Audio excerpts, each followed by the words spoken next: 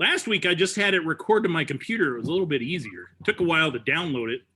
But that was faster. I mean, I was here longer waiting for it to download, but oh wow. But let's see, Spotlight. Didn't quite get this. So yeah, Kathy, I'm the same way. I don't know how I feel about this yet. But it's still fairly early. I gotta get the paint wet. So I can tell myself that then, huh? Yeah. Still pretty early, even though it looks like crap. Yeah. Well, and you can always turn it into a night scene and just paint a big giant shadow over it. I like that. That's a real technique. I was watching. Huh? Yeah, I was watching the Tom Lynch video on YouTube. Was it yesterday or the day before? I don't know. I was just kind of watching it. It was something he recorded a few months ago. So it kept popping up on my hey, have you seen this list or whatever? And I lost my train of thought. Sorry. I kept thinking, oh, I should watch that, and then I forget about it. It'd go away for a while, and then it came back. And I thought, oh, I should. Now that it's here, I'm going to go ahead and watch it. Now, I was told that Tom Lynch came here once. He's been here twice. Oh, twice. Yeah. Wow. Yeah, he almost came a third time, but then we couldn't get enough people to take his class. It is pretty expensive. It was like, geez, $450 or something. Whoa. Yeah. For one class or it's weekend? It's 3 days. It's a Thursday, Friday, Saturday. And it's oh, well, it's about 8 hours a day, I think, or 6 hours a day. That's not too bad then. No, it's not. Carl Purcell's are usually a little less expensive. He's about $2 something. So he's a little more affordable. I would probably go for his. Yeah, both are, I highly recommend. But, and Carl, if you go to his YouTube channel, he's been doing a lot of little demos and stuff as well. And I think I'm going to start doing little demos too, just things. Oh, good. So I had my personal YouTube channel, which is what I've been doing all these things on, but I started a Michael Bullock Watercolors YouTube channel just the other day. I haven't got anything on it yet, but I think I'm going to start. Make sure we get the information. I will do that. But I'm going to start. I'm trying to organize these so I remember what's what.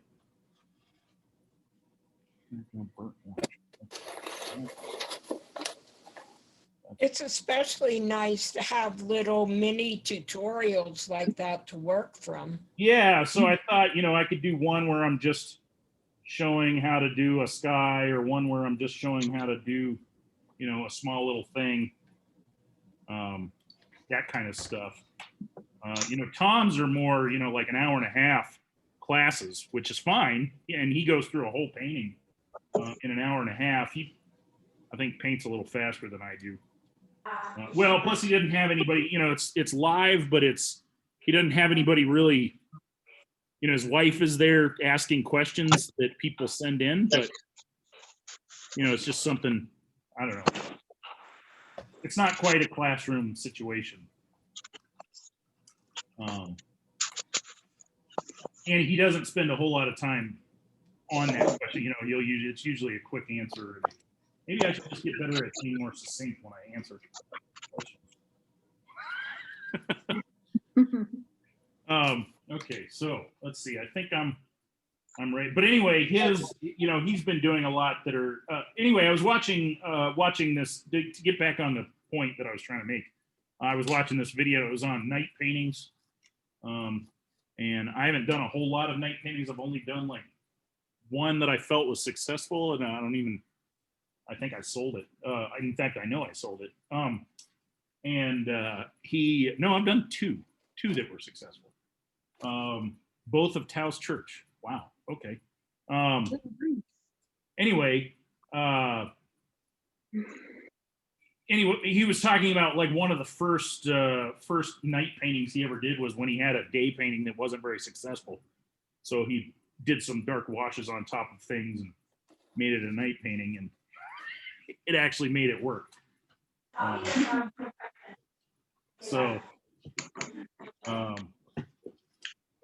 think you have to really know what you're doing. Well, yeah, I mean a little bit, but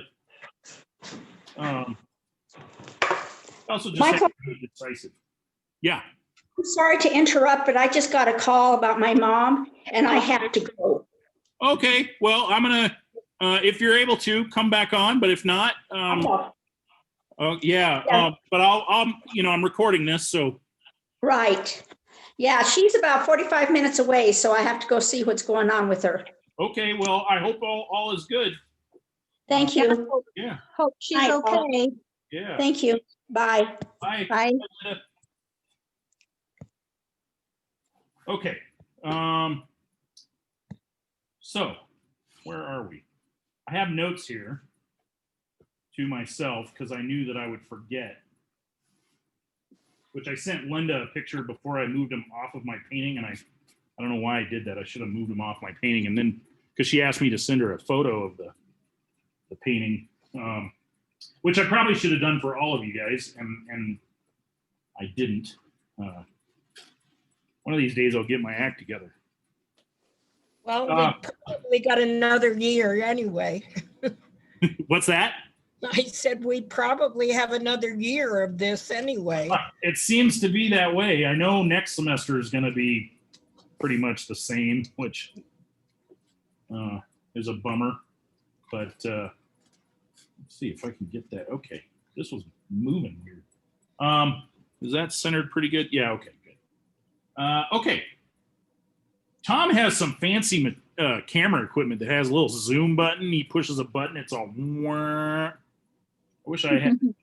That would make life easier. Nice. Yeah, he can pull way out so you can see his palette and his painting, and then it zooms in and he can zoom in on just a little tiny piece of the painting. Okay, so I'm a little jealous of that. Let's see, this brush keeps coming apart on me. What I need is my super glue.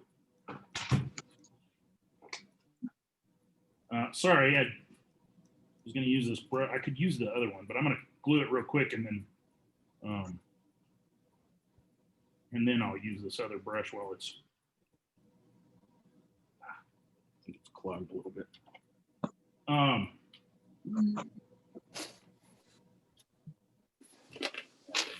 we go.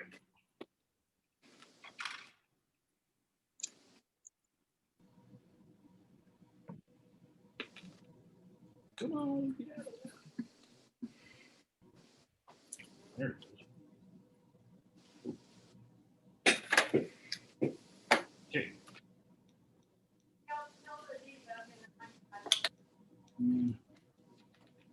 Yeah, this is what happens when you leave your wooden handled brushes in the water too long. Oh, dear. Let that sit for a minute, and then I'll just use this other brush. Probably better that I use a slightly larger brush anyway. Okay, so I'm just going to use my number 10 round. You guys can feel free to use a smaller one. I was going to use my 8, but it came apart on me. So while it's drying, and I just got super glue on my finger. And we kind of left off on sort of a last glaze on these 3 sets of rocks here, and I want to go back in and start glazing more of this. I have a sharper line that eventually comes in here. This is pretty soft right now. And all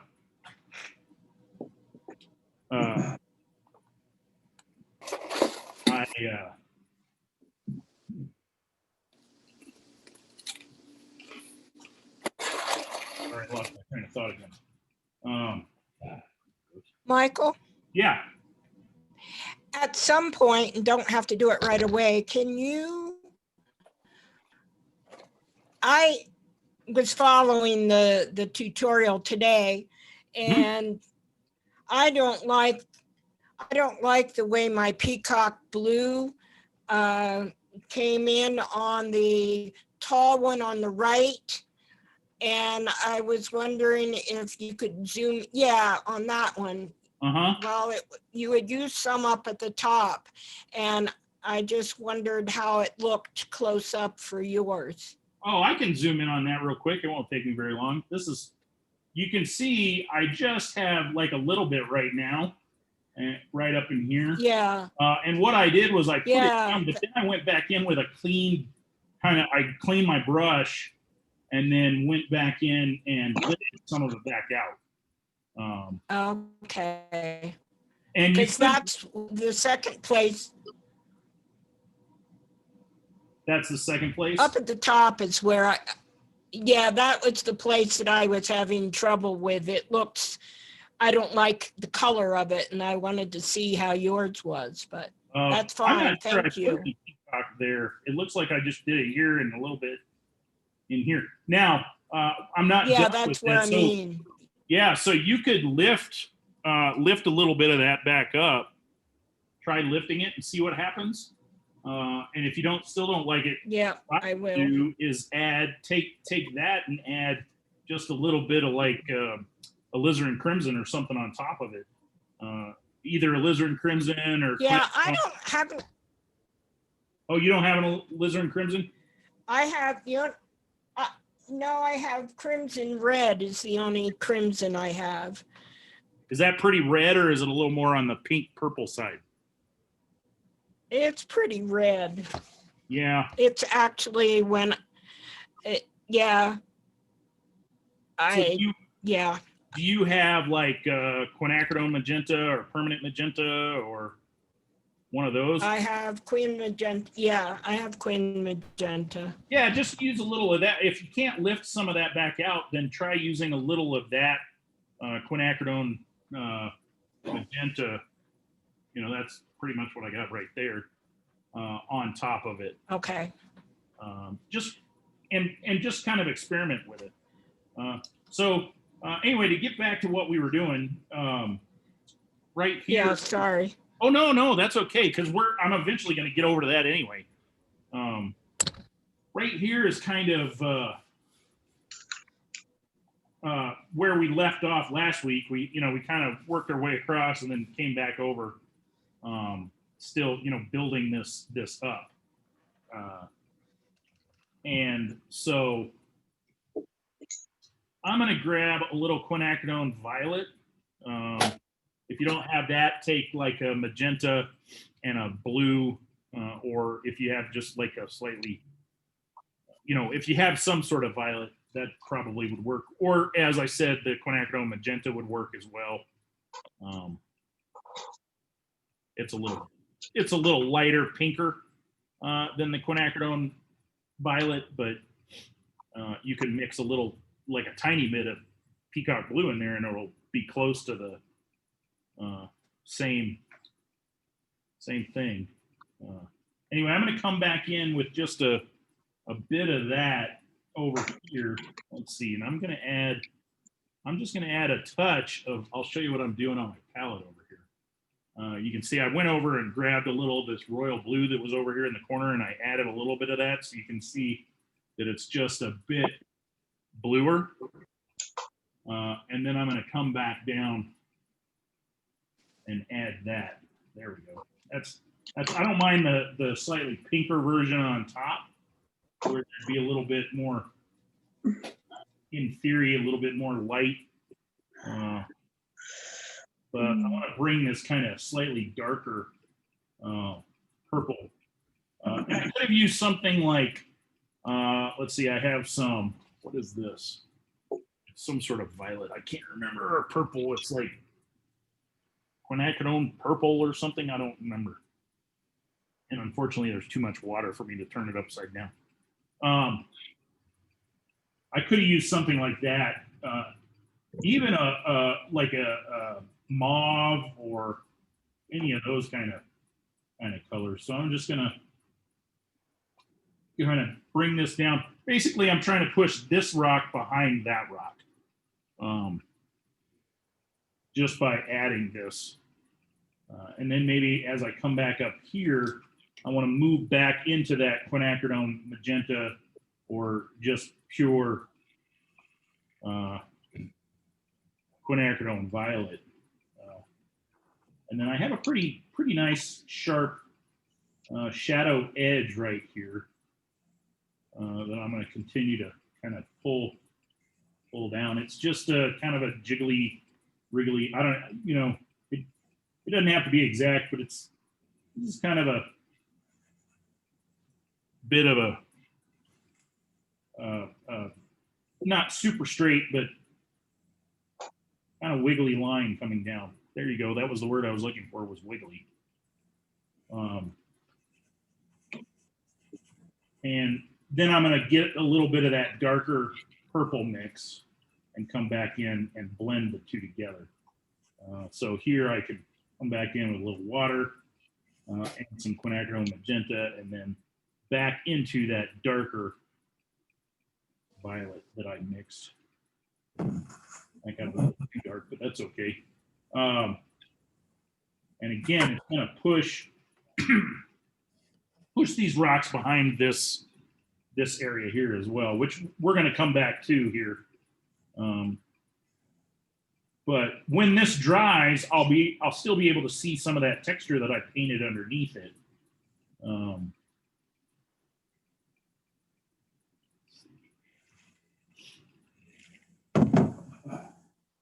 I mean, you can already see that it's drying. Let me kind of zoom in on that. You can already see that as it's drying, you can see that texture still in there. So that's working pretty good.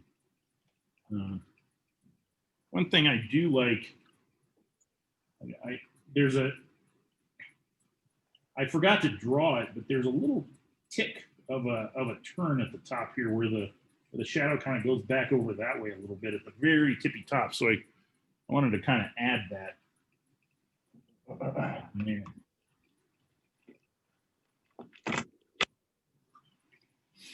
Yeah, so that's not too shabby. I mean, will I need to come back in and add a little more dark to some of this texture? Probably yes, but that's all right. And I'm just going to continue on. I really like this kind of violet that I've mixed.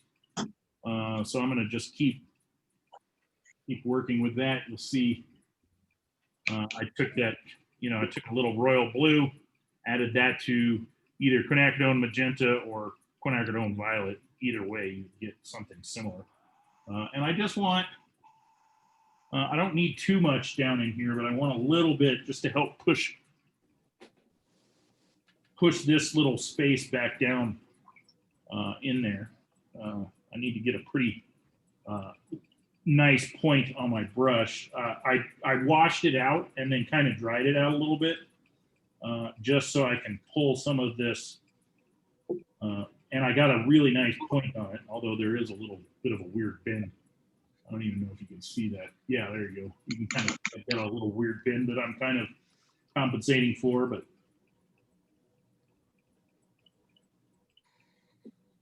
so.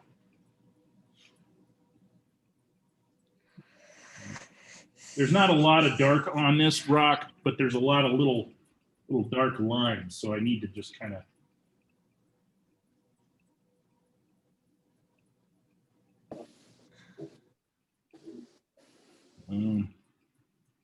Then there's this kind of, this is pretty dark over here. There's a whole kind of wash of dark. So I I grabbed more of that violet, but I added a little bit. There we go. Add a little bit more of the quinacridone magenta to it, so it lightened it up just a skosh. And I mean, it's still fairly dark, but not as dark as say this was.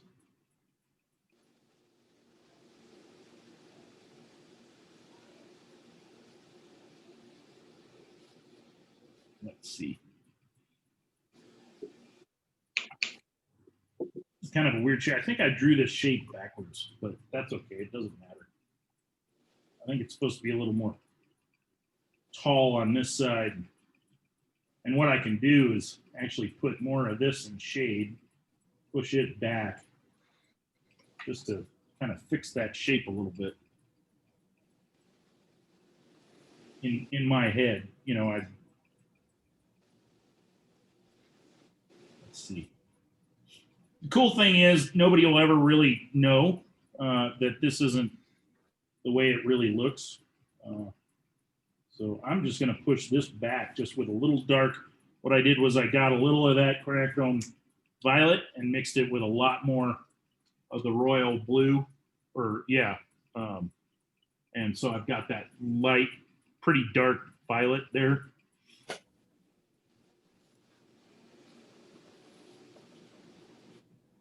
And I'm just going to push that back a little bit more. And then push this side back a little bit more, just by, you can see if I zoom in on that, by zoom in, I mean grab my phone and push it down closer. I put in a little dark and then I let it kind of bleed over because that's still fairly wet.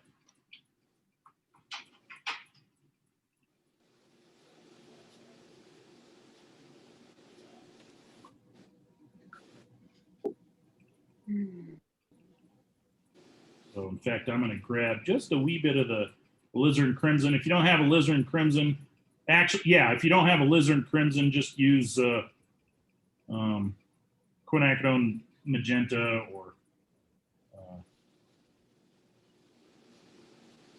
I mean, the alizarin crimson is a little bit redder than say some of the more, you know, stuff on the pink side, but I just wanted to change that shape just a little bit.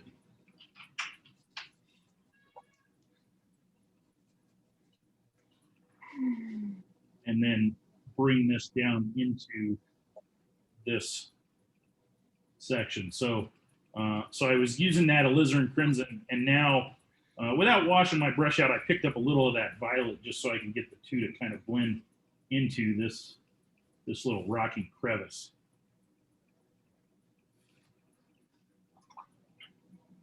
Not getting a good enough point with that, so I'm going to grab my smaller number 6.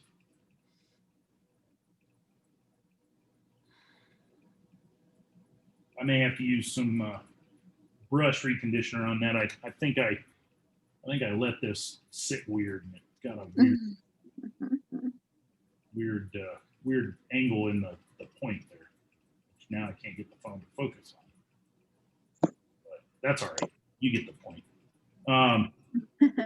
So you can buy brush conditioner and repair your brushes? Yeah, they had, as long as they're not too bad, they had this stuff, and I have some somewhere. I just need to find it, but it's a kind of a liquid stuff, and you put it on your brush, and it hardens. So it's kind of like when you first get a brush, it's got that stiffener in it. It makes it like that, and it helps reform the points. Nice. The point. Now, if your brush is, let me see a kind of good example, I'm sure, it's really trashed out. Because I trashed out one of my brushes and I really liked it, but it's, yeah. Oh,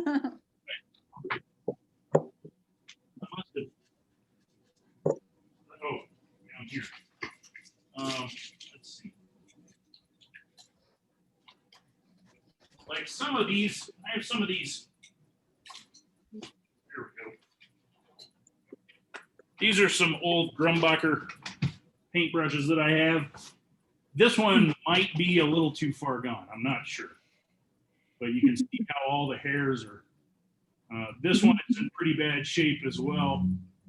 That one might be able to be reconditioned. But these were pretty nice little brushes, but as you can see, I've treated them quite badly. All the paint's come off of this one. Apparently I was rough on those brushes.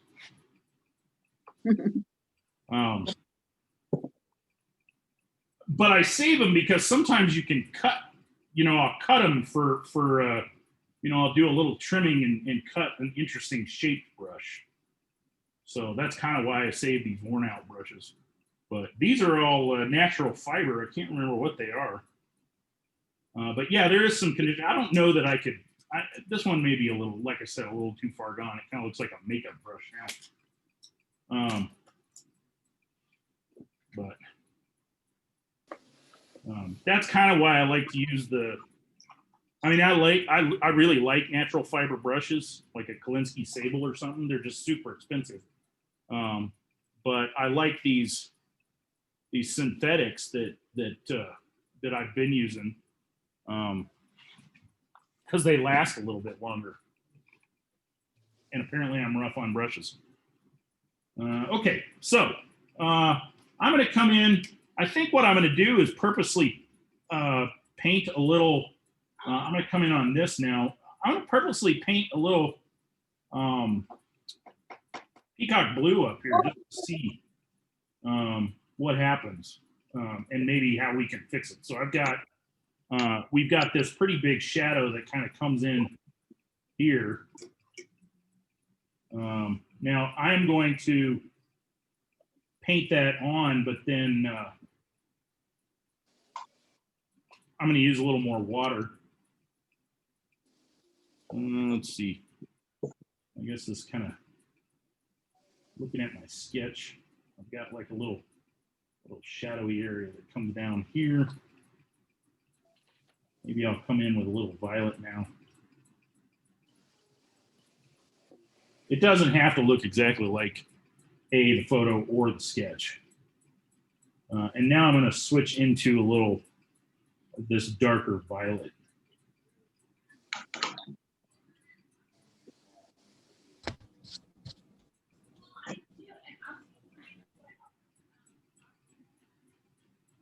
So we'll just kind of bring that down in.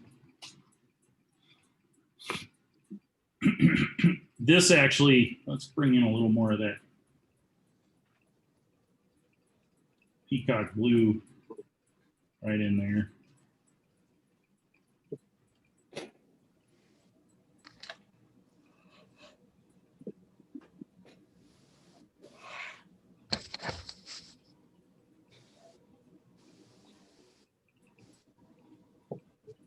And a few more.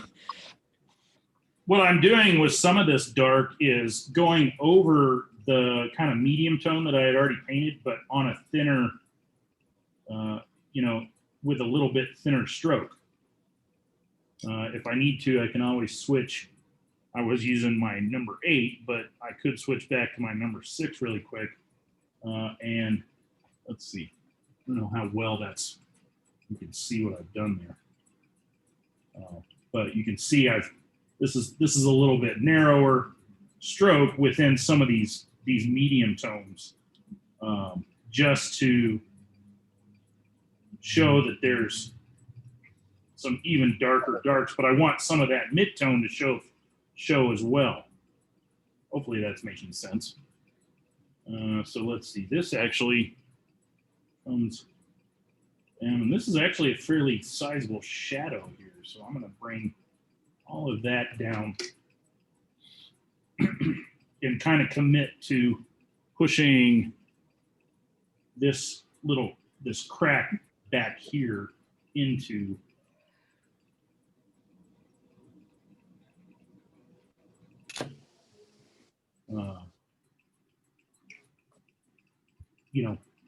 really showing that going back in space there.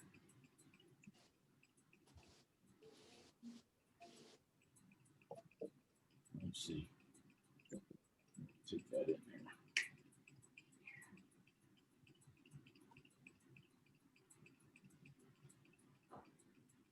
Let's grab I'm going to grab a little opera. That's not really clean though.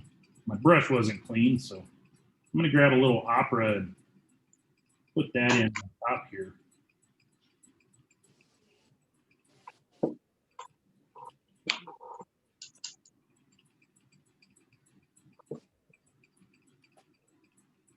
Let's see. And I've got a few more little odds, little shadows and things that I want to. This little area here is going to be, let's see, that's a little dark. So that's that violet mix. I'm going to go in with just a little bit of quinacridone magenta next to it, so I can soften that edge a little bit right there. And then back down into the more violet.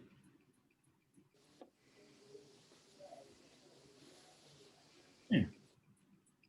And again, if this isn't exactly like what's on the rock, that's okay.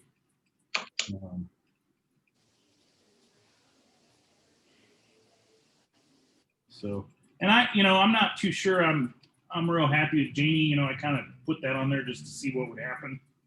And I'm not sure I like that color. It's a little green.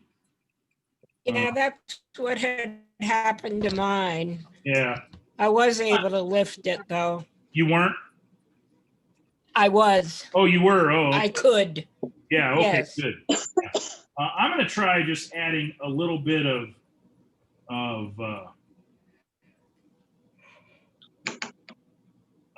violet on top and see what happens. If I don't like it, I can always lift it back up.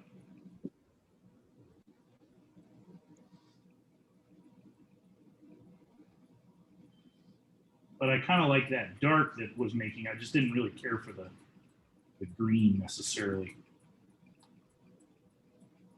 I felt like it was starting to get too close to that.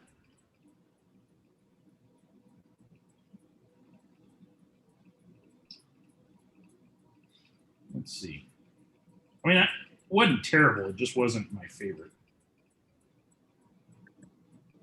So here I am going to grab a little of the peacock blue and just kind of pull that in on top there and down in here, just to help balance that out just a bit. Yeah. Not too terrible.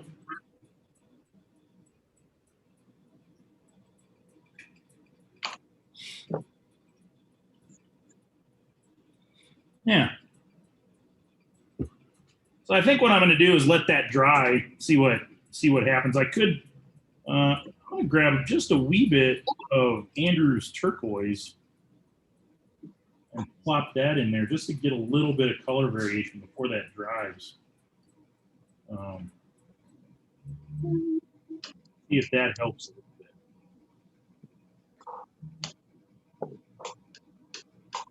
Let me just add an interesting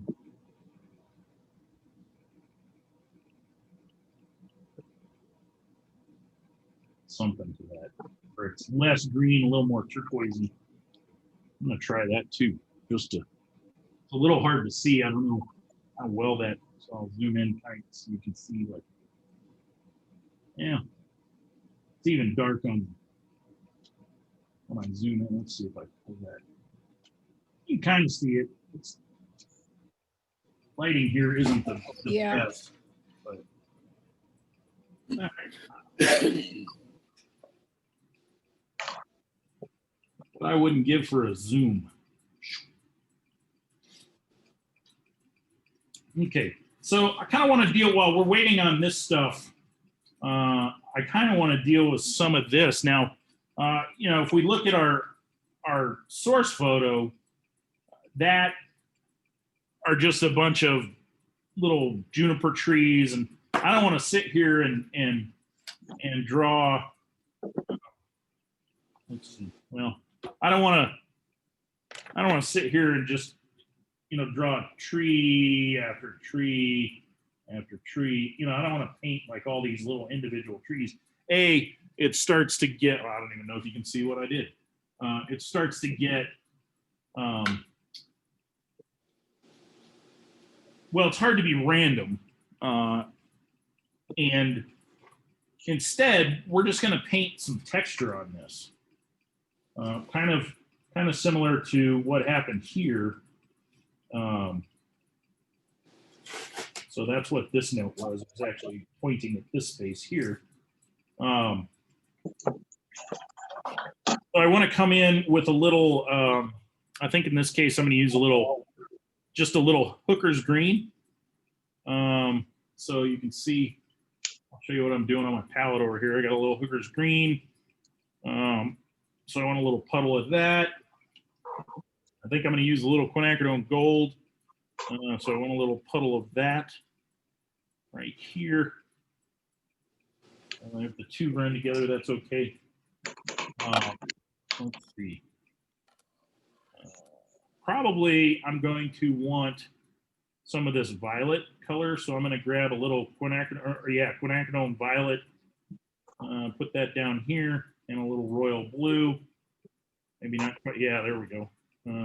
And I probably, I already have this kind of dark blue green mixed up. I'm just going to add a little of that violet to that. It'll make it a little more neutral. And then I added just a hint of royal blue to it, and a little more green, Hooker's green. So I've got some good options there. I think 4 or 5. I may even come in with a little orange. Oh, that's really green. There we go. So I'll grab a little of this permanent yellow orange.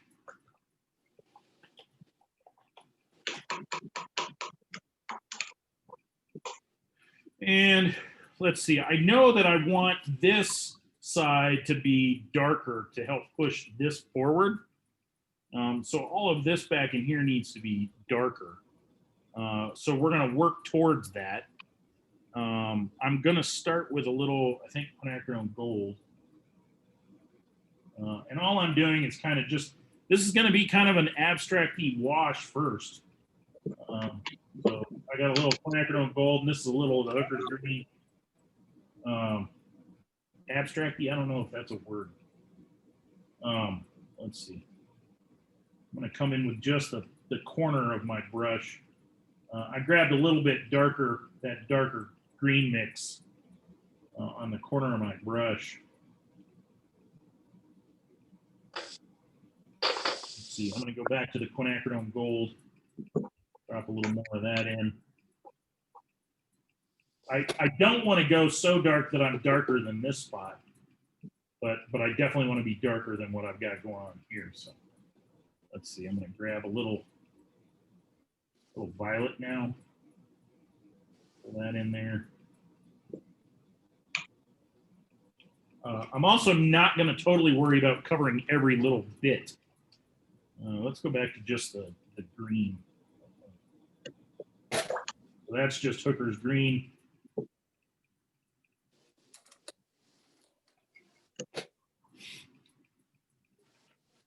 Let's see.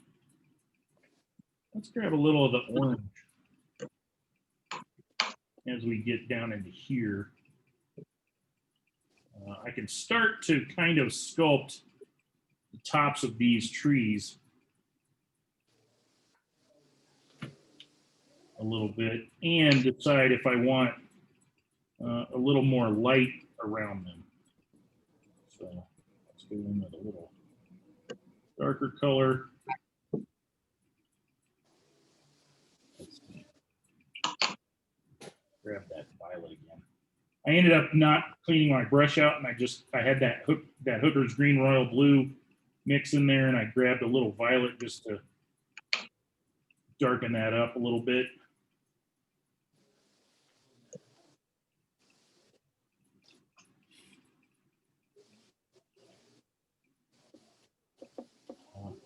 And again, I'm not really thinking these are all trees and bushes and whatnot. I'm just thinking of color and texture. And the texture will come later. So there's a little quinacridone gold. Let's go back in now that I have that with a little of this orange. I might even add, just for giggles, I'm going to go in and add a little opera. In a couple spots. Yeah. If I feel like it, I can switch. I mean, I could have just used the corner of my brush, but I'm going to switch to this number 10 and come in there with some of that quinacridone violet and really start to think about some of these tree shapes over here.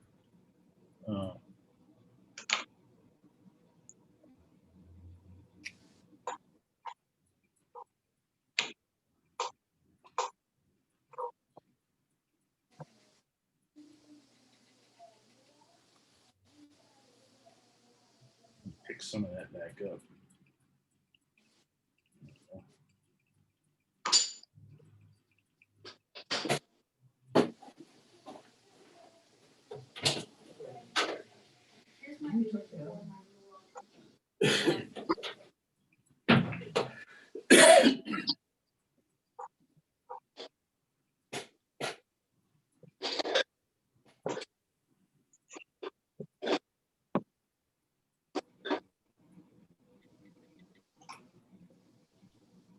Bring some of this. I'm gonna bring some of this green back up into here. I feel like it needs a little bit up in there.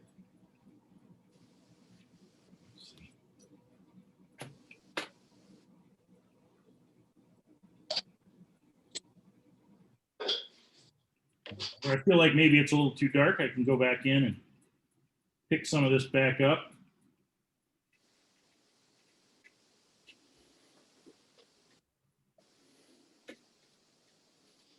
And then if I feel like maybe it's too light, I can add a little more and add a little more of that dark green mix.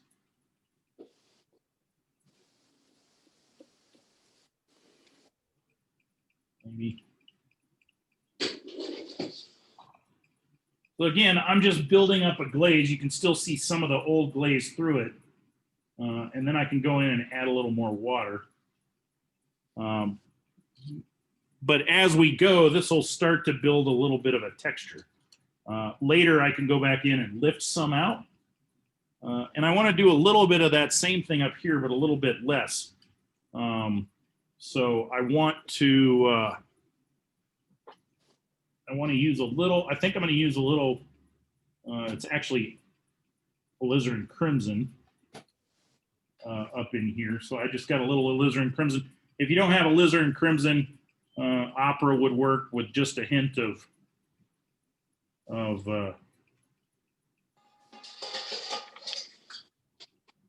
well, opera would be fine, especially if you have a little bit of a hint of like the darker violet in it. So I've got that. This all ends up being a little bit lighter than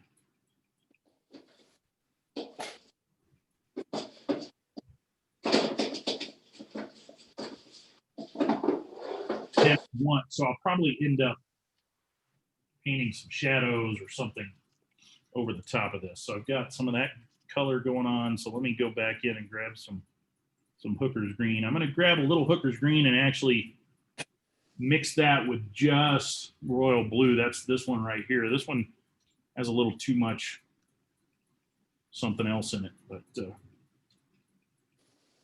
I'm just going to add a little hint of this green in here in spots.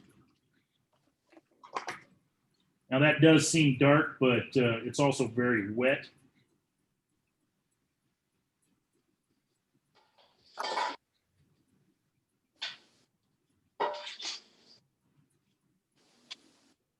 Oh.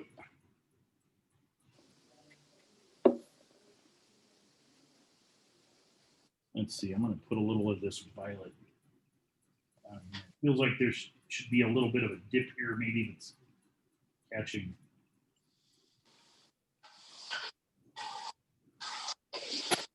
Top of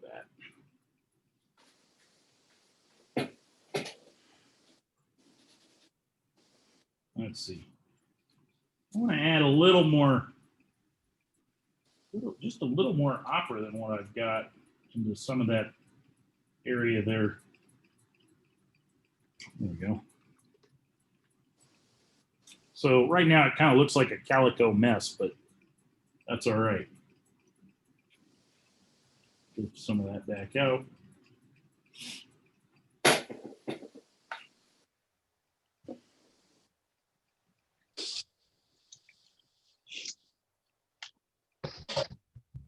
Yeah, I'm going to dry this.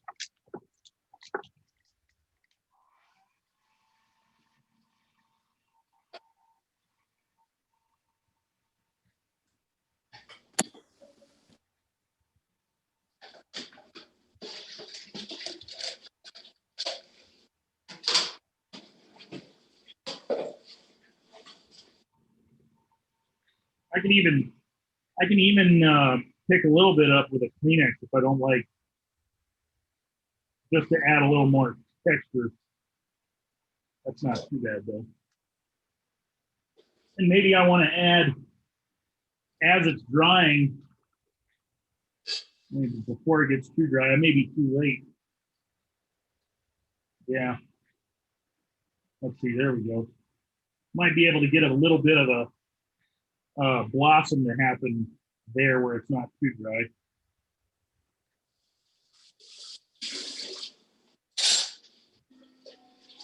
Yeah, I think that's all too dry, but that's all right. Yeah, it blossomed a little bit.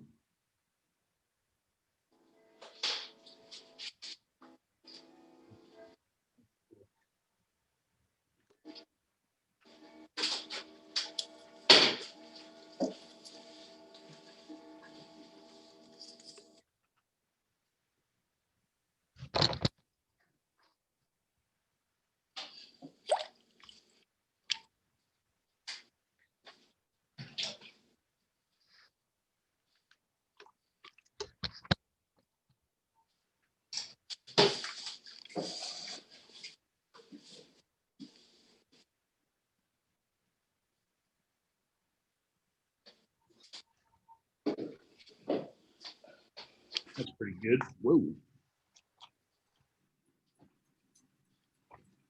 How's everybody doing? Okay. Good. Yep, okay. Good. All right.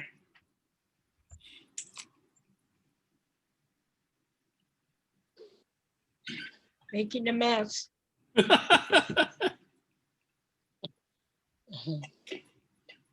We can be pretty good at that.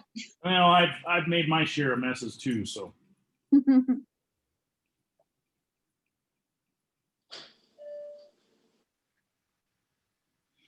right. Sometimes it helps if I look at it on my computer screen, because then it's like I'm sitting 4 or 5 feet away.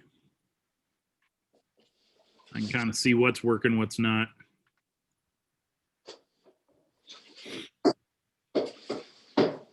I can already tell that I'm going to have to darken some of this bottom part of the rock, because I'm starting to get similar tones, similar, light and dark on that. The contrast is going away, is what I'm saying. I need a little bit more contrast in some spots. Yeah. But it has pushed that forward a little bit.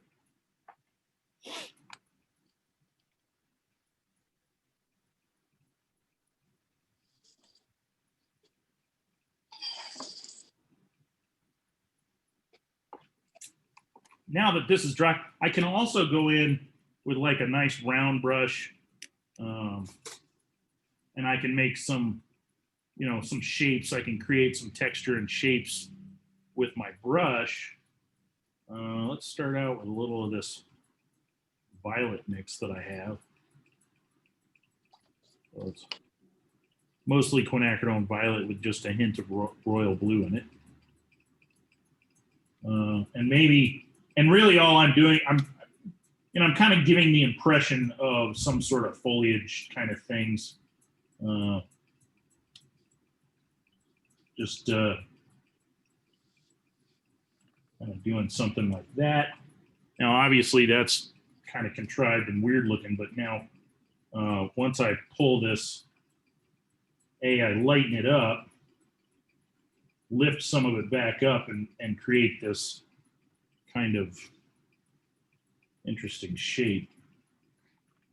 I'm gonna add a little peacock blue right there, just for some color variation. Maybe over here as well, where it starts to turn into this green.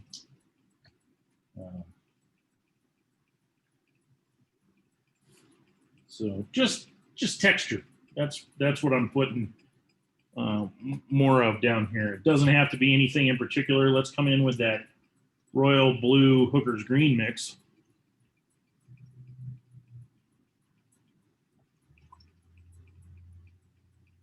Which in this case is a little more, there we go.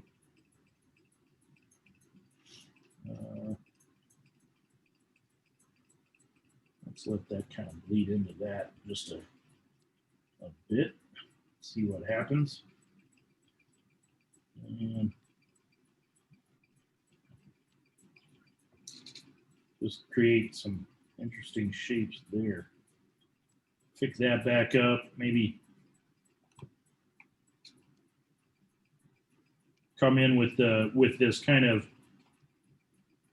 bit that gets a little fatter right there by the ferrule, and I can add some. I have paint and water in my brush, but because I'm using that bit of the brush right there, let's see, it just adds some interesting texture. So you can see what I've done just by using the side of my brush. Soften that there just a bit, but just add some interesting texture. And all I'm doing is using this part right here next to the ferrule of my brush. Let's try that over here with a little of that violet mix. See what happens. It's got a little too much water. Let me just, there we go. So, still got a fair amount of that blue stuff in there, but I think that kind of works. Kind of a fun way to do texture. Let's get that to soften up a little bit right there. Same with over here. I want this to be a little bit darker than that. I'm gonna come back in. That's that green, royal green royal blue Hooker's green mix right in there. Obviously, I don't want it to get too dark up into here, but so far I'm all right. I could even add, I'm gonna pick up just a wee bit of lemon yellow and add that right in there. Just to get, maybe there's a little bit of a glow. In real life, it's not there, but I want a little bit of a glow on that spot. So just by adding a little bit of that lemon yellow,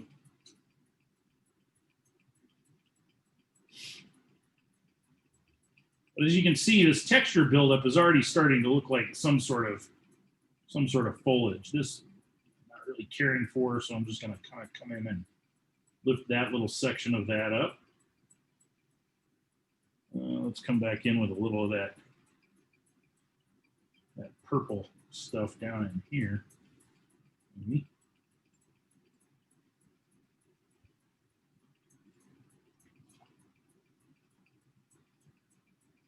Just fun ways of adding texture. Here we'll come in again with that green. Probably should have done it down here or something. just because it's almost in a straight line, but that's all right. We can deal with that. Come in with some of that violet over here.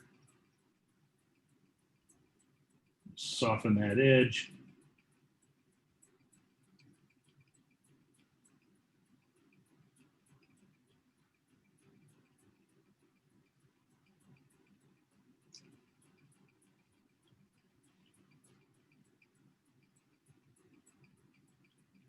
Let's see, let's come down in here.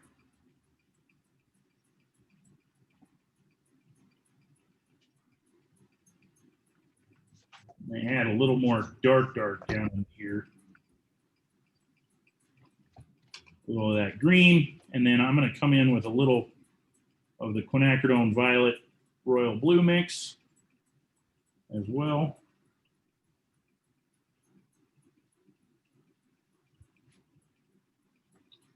And then switch over to just using, so I clean my brush out and I just have water in it, and then I cleaned it and dried it. So I'm just using, it's almost a dry brush, but I'm using, again, just the side of the brush to get that texture. And this is already starting to read like trees and grasses and whatever else is on the side of that hill, without actually painting trees and grasses and things.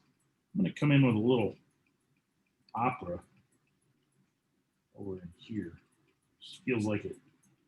And again, my brush has got a little bit of that blue in there, so it's okay. Let me grab a little pure opera. There we go. As we get over here,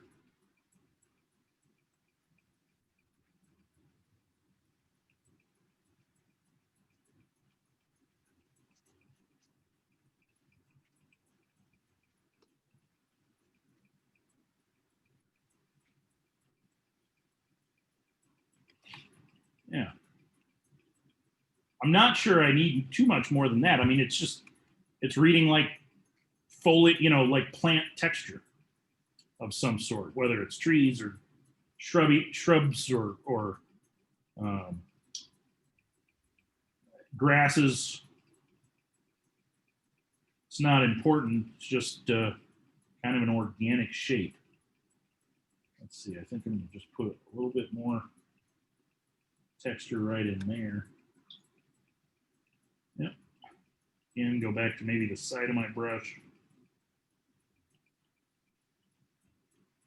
I like that little burst of yellow that I've got there, but I want to come in here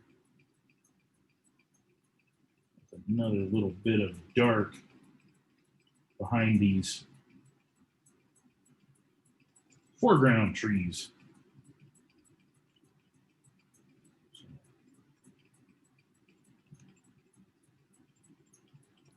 Let's see. Do I like that shape? Not really. That one's even worse. And I can tell you how that happened. Well, that's better.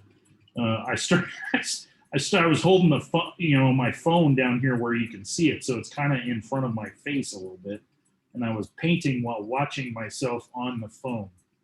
Don't do that. That's a little painting safety tip there.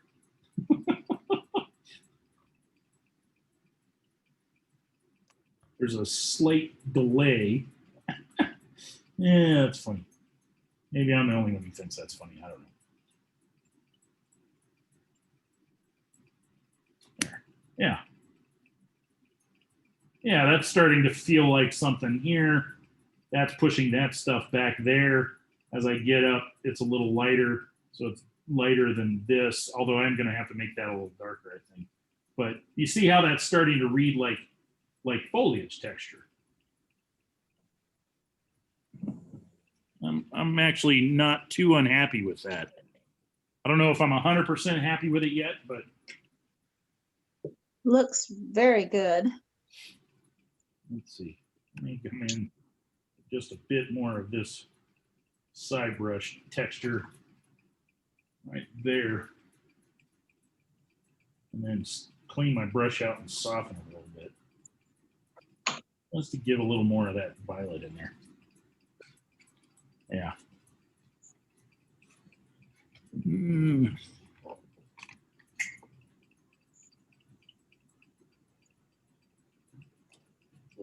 Texture right here as well.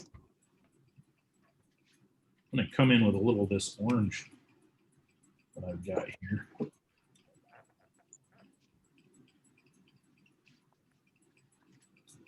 Maybe just a bit more over here. I kind of like this little bit of a glow, but I want to pull it in a little further into the painting. So just by painting a little bit of that orange on top, it adds, and that's just, it actually ended up being a little permanent yellow orange mixed with lemon yellow, which really one would think would be permanent yellow deep, or maybe Indian yellow or something, but any of those would work. That just happens to be what was on my palette, and what I picked up there, but it adds just a hint of warmth down in there.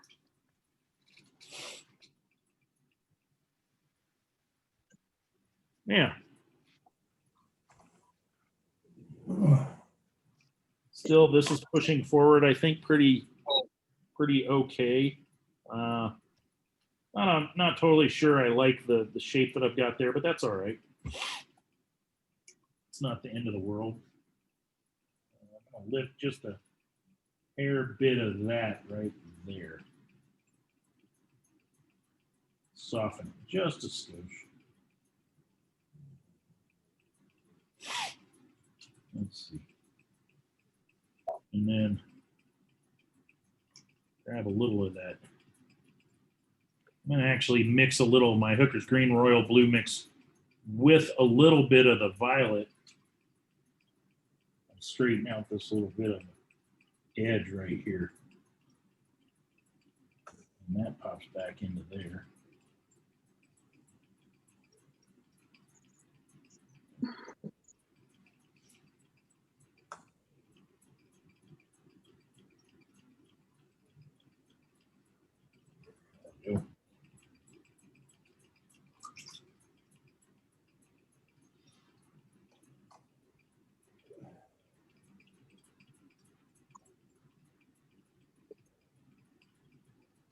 Let's come in with just a bit of opera right there. Actually picked up some hard chunks of the paint. We don't really want to do that, but that's all right. There we go. Just to get a little variation right there. It was feeling a little weird to me.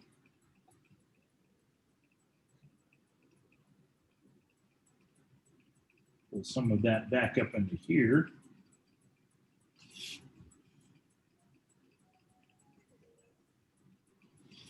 Okay.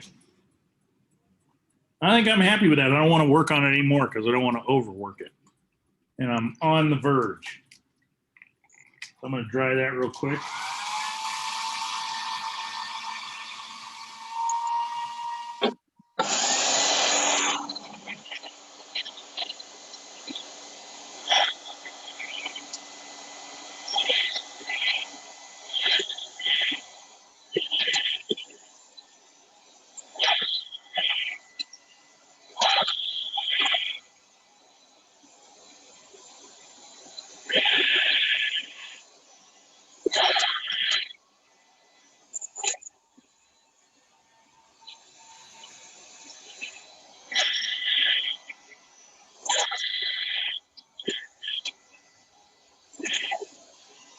The thing that I like about watercolors is really it's all about just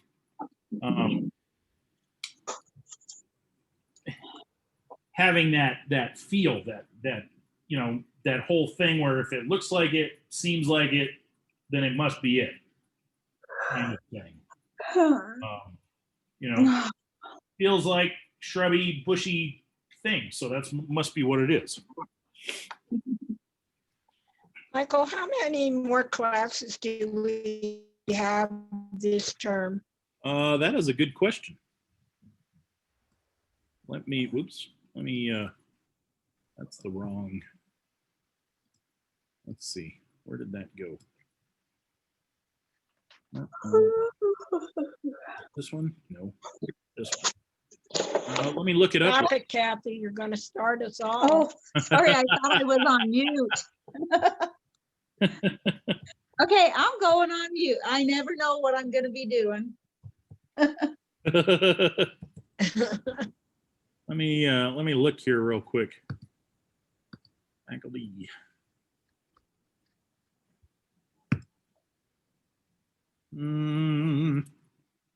Looks like we go till the 15th of December.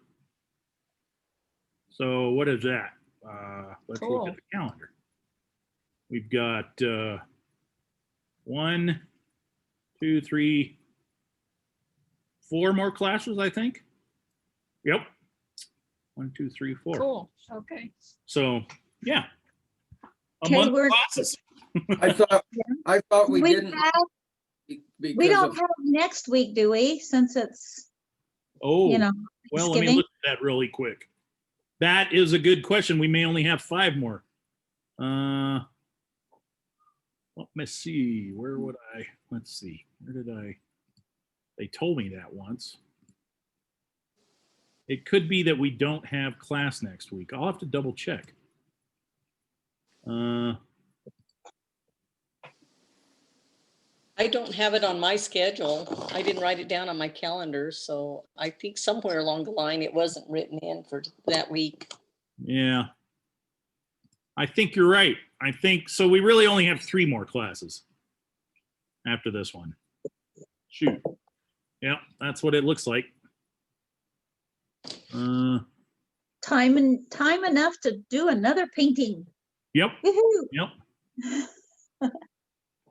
So yeah, it looks like we have 3 more technically, since next week is. How can that be right? How can it be Thanksgiving?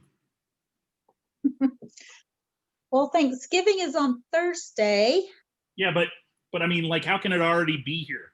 Yeah. Oh, yeah, right. I agree. And Christmas is around the corner. Yeah, all that stuff. Just right around the. This what is it? After Thanksgiving, it seems like the semester goes so fast because there's only like a couple of classes left, and then you're like, boom.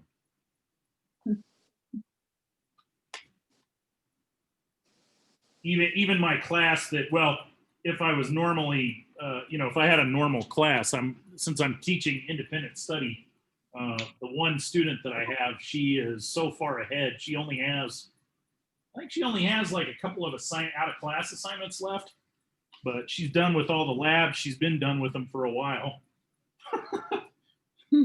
So she just, but I would be struggling to, because people learn at different rates. Class sometimes gets a little behind on stuff when I'm doing stuff in class. Okay, so I kind of want to do some similar stuff up here, but a little bit less. I don't, and certainly not as dark. So I'm going to, let's see, I'm going to switch back to my number 8 brush, I think. I think I've been using my number 6 this whole time, which is fine, but I'm going to use my number 8.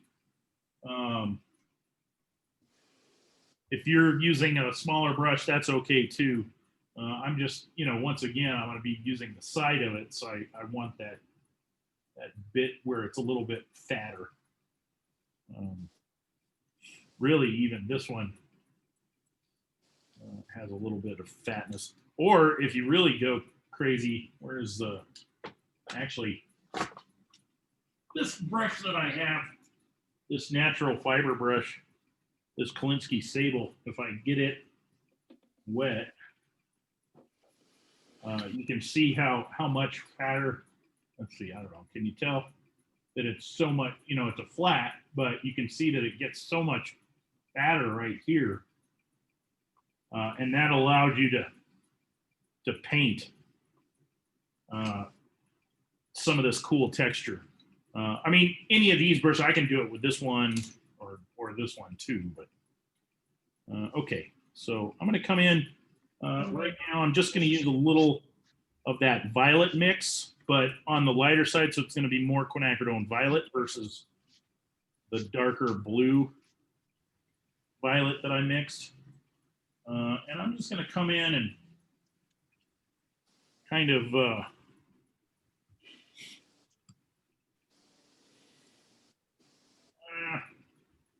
just kind of, you know, I've got some interest, like a hint of a shape right here. Let me zoom in on that. There's a hint of a shape kind of happening right here. Not that you can really see it, but I can kind of, you know, if you use your imagination, you kind of can. I'm going to just kind of highlight that shape just a skosh. Maybe dry my brush off a bit and then just pull some of that texture out. Let's come in with a little, just Hooker's green over here, and just, see, I'm just making kind of little textural shapes. Let's pull some of that green, that purple into some green over here. That's really all I'm doing. I don't want to come in here and draw, you know, a tree. You know, if we look at the photo, there's like a little round tree here and a little round tree there and a little round. Well, I don't want to do that. That's too boring. So I'm going to come in and just, here I've got a little darker. I think I grabbed a smaller brush, but that's all right. A little darker stuff. Clean my brush out, and it's just got water in it now, so I can soften some of these edges.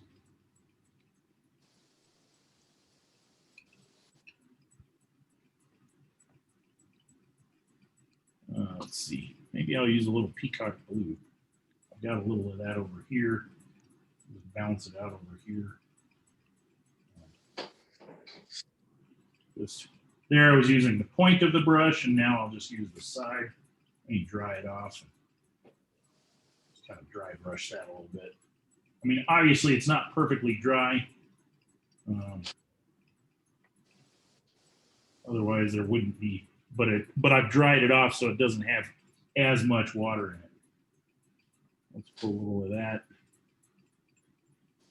Let's see, I'm going to use a little Andrews turquoise and the Hooker's green mix just to get kind of a grayer blue green in some spots.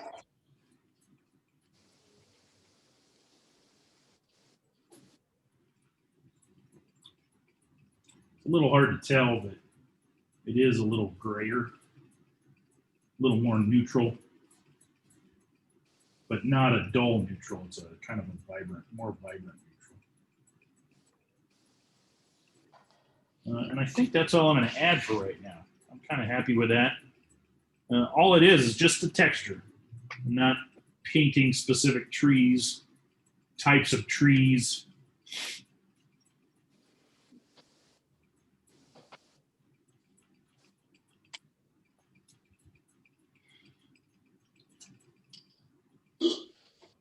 Yeah, that's not too shabby. I do need to come back in and add a little bit more dark down in there. So I'm going to come in with a little of that darker violet mix. So I'm going to take quinacridone violet or quinacridone magenta, one of the two, and I'm going to add just a wee bit of royal blue to it. And I just want to create some even darker darks, just really pumping up that contrast in some spots.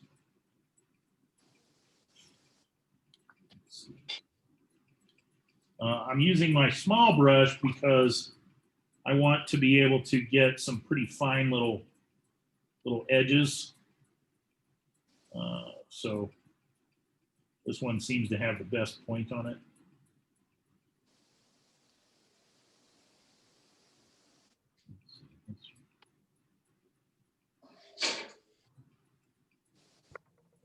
Push some of these small. At this point, I'm just kind of making up some of these rocky shapes. They don't have to be exactly. Let's see. And then I want to pull some of this violet over here.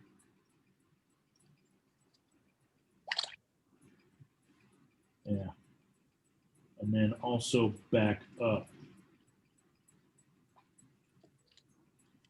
into there. So still push that, and I think I'm going to need. So I'm going to take that same mix. I'm going to add a little quinacridone violet, and then I'll show you what I'm doing. Grabbing a little royal blue, and I've got a nice dark purple that I've mixed. And I want to add just a bit more depth back in here, a little more contrast to some spots. So that's just going to be what that is. Let me pull that in a little darker too.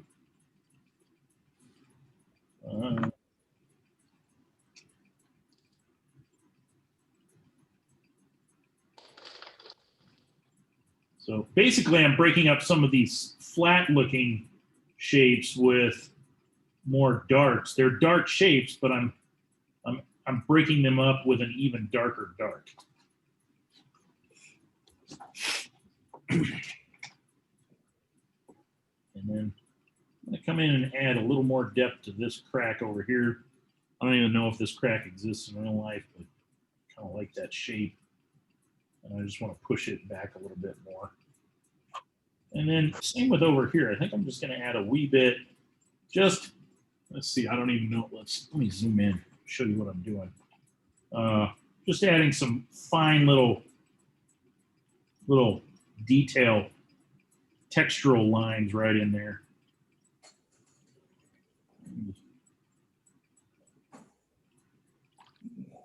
You can see they're real fine little lines. Just to give myself a little bit more texture. Maybe there's a little bit right in there. Let me soften that up. Just soften that up just a bit. Go back in with some opera.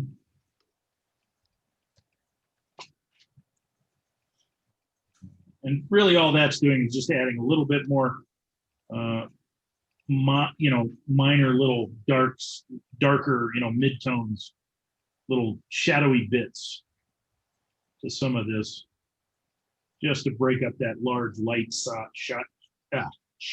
There we go. That's all that is, just giving it a little bit more texture so it's not quite as smooth. And then I want to come over here and do some of that same. I need to push some of these. So I definitely want to bring in a fairly dark back in there just to help really push that out or back around. I'm going to fuzz out this side, blend in this side a little bit. And then I want to pull this crack down in here I have, make that really dark back in there. Same with this one. I've got this nice little crack coming all the way down. And then I've got another kind of dark shape over here. Little indention crack or whatever in the rock that I kind of want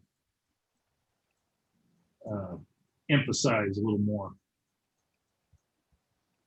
This back up in here, I want to add a bit more dark to that, and then blend that in pretty well. Well, maybe. Okay. And then push that back. Really good right in there. Kind of made a boo-boo there and made a little bit of a weird shape. I just fixed it. I can smooth it out, but I don't mind the fact that it's a little jaggedy. It just lends this rock some more interesting shape. So, let's see. Maybe there's some more little nodule-y, cracks and things in this, just to break up this larger dark shape with some even darker bits. Again, just similar to what I had done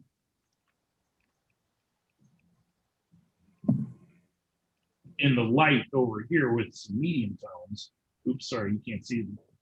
Over here with some medium tones, I can take these even darker darks and break up this, dark medium section here, just with a little texture. And then as I get down here, I want this to be pretty dark against this. I really want to push this section forward a bit. So I'm going to really come in with some dark brush strokes. And you can see that I'm using the side of my brush more than anything. Just gives me some interesting rock kind of flat shapes, little faces, facets in the rock. So, do a little more of that.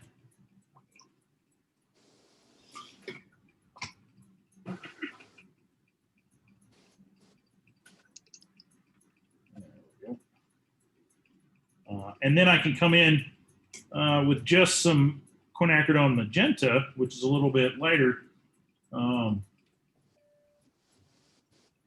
take this kind of mid-tone into a slightly darker.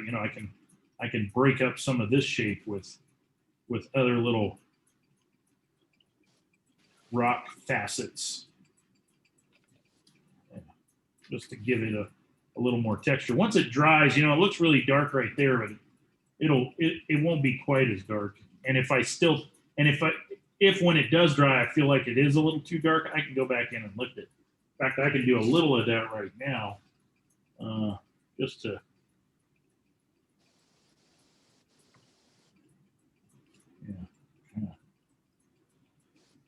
that's not too bad. But I kind of broke up that larger shape.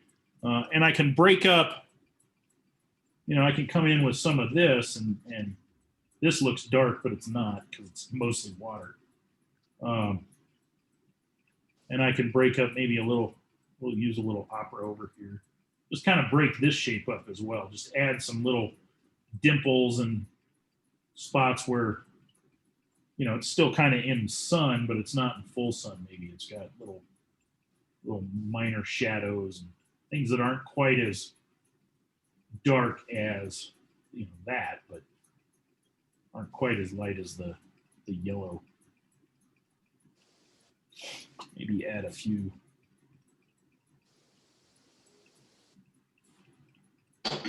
more streaky shapes.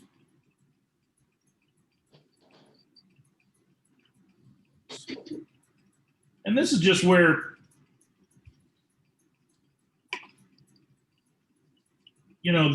I'm not looking at the photo. I'm not really looking even at my sketch. I'm just going, oh, well, there's some interesting, I just want to make some interesting texture right here.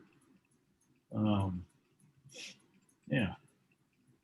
I think this section right here needs to be a little darker. It may not be in real life, but I'm going to take a little quinacridone magenta and just pull that in up into there. And maybe, just maybe, I'm going to grab a little Andrews turquoise, drop that in, just see what happens.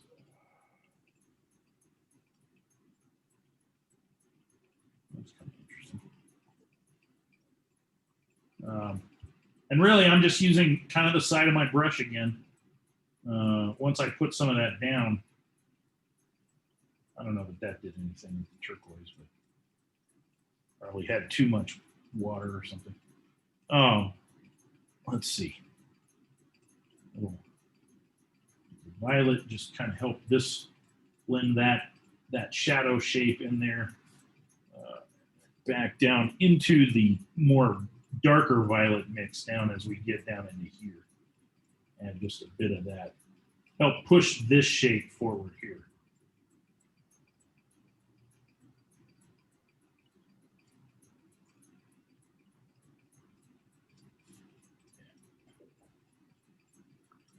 Still fairly light, a lot lighter than that, but I'm now kind of pushed that bit of the this bit of the cliff thing forward more. And I think this needs to do that as well. So again, just some quinacridone magenta right in here.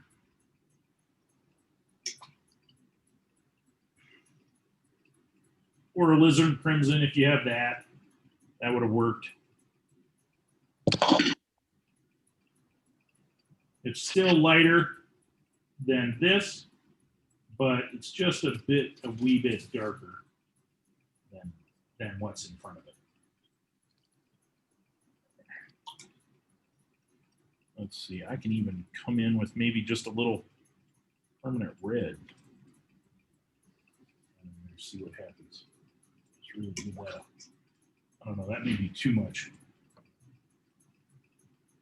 I may have to move that over here. So that's just permanent red that I'm using there. If you don't have permanent red, it could just be any, just regular red, whatever red you have.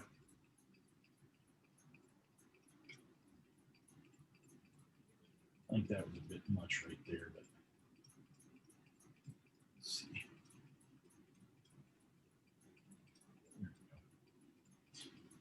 That I just added a little of that purple in there just to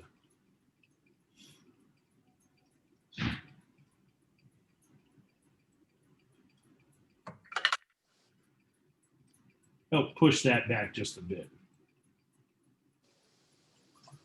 The good thing is I will probably be adding, some blue over parts of this, so that'll knock this back a little bit more anyway. That's a little bit bright right there.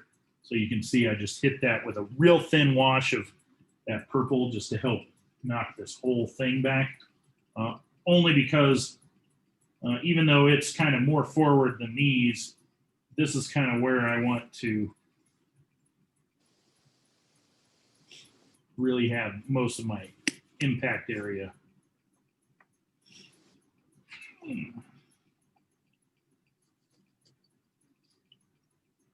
Yeah.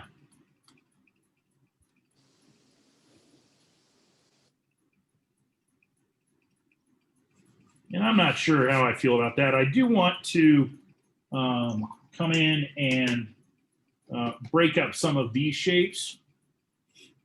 So first I'm going to do a little fake calligraphy.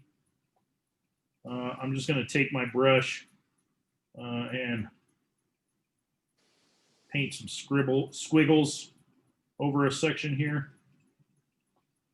Let that sit for a second, and then I've got this nice, this kind of textured cloth, washcloth, that's dry. So I let that sit for about 10 seconds, then I blot it up. And then I can scrub it. And I really didn't, I think I let it dry too long. Let me try that again.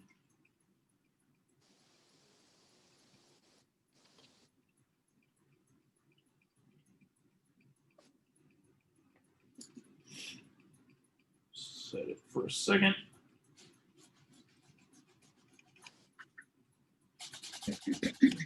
There we go. Now you can see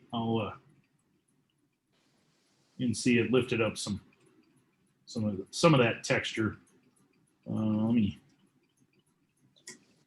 come over here. I'll do some similar things.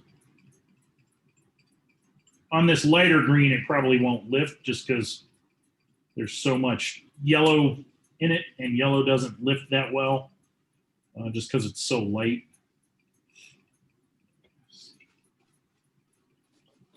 Blot that up. Let me see here. My elbow. Yeah, it's a little hard to tell, but I've lifted up a little there. A little squiggly shape. I can also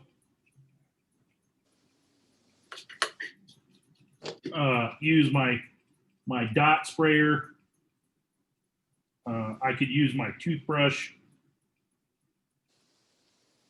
Just tap my toothbrush, get it wet and then tap it like this.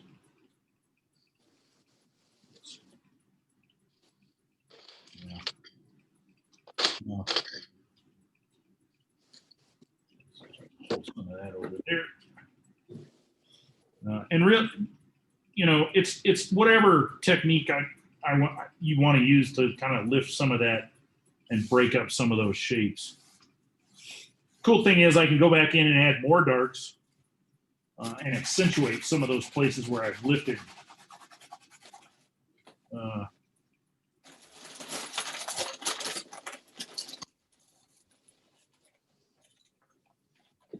That's it for a second.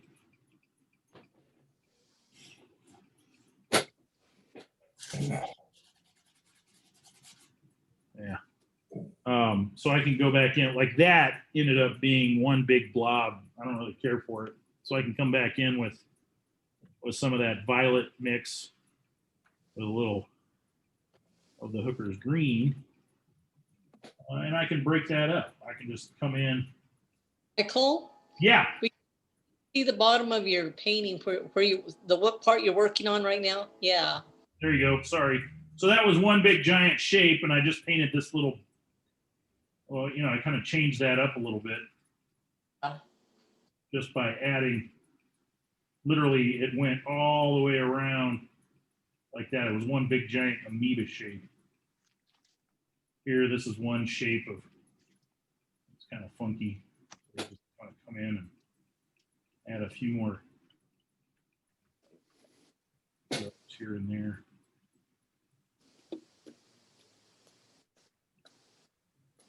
This is so close to the edge. It's not that important, but I wanted to add a little more, just a hint of more texture. Let me come in with a little green, Hooker's green royal blue mix in here and break that weird shape up.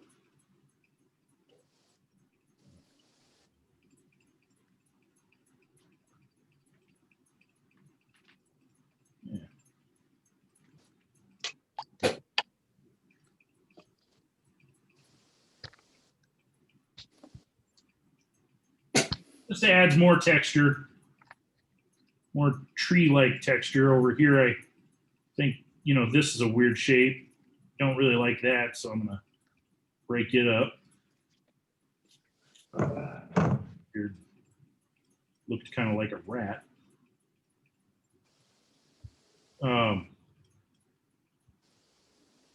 So I can add some more dark, even though I lifted some out. I can come back in and just add little tidbits of dark in some spots where shadow.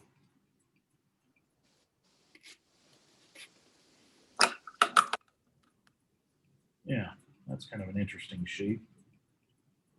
And again, I mean, some of this is going to get covered back up with the texture will still be visible through it, but I'll end up putting a spray of blue around the outside. But that texture will still be visible underneath there.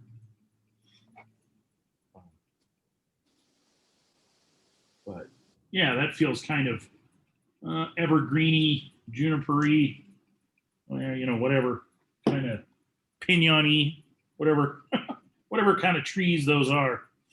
I do notice that I have a little bit of a straight line right there that I don't really care for. So I kind of want to fix that real quick while I'm thinking about it. And I'm just going to come in. I have a little bit of that Hooker's green royal blue mix. And I'm just going to kind of come in with that and break up cut that line, bring that dark down in there. Now that is really dark, and obviously I don't want it that dark. I'll show you what I got going on here. So I've cleaned my brush out. I've dried it off a little bit.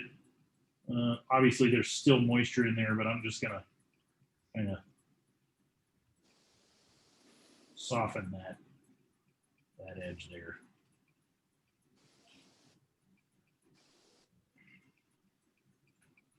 Yeah, that's all it needed. That's a weird shape there too.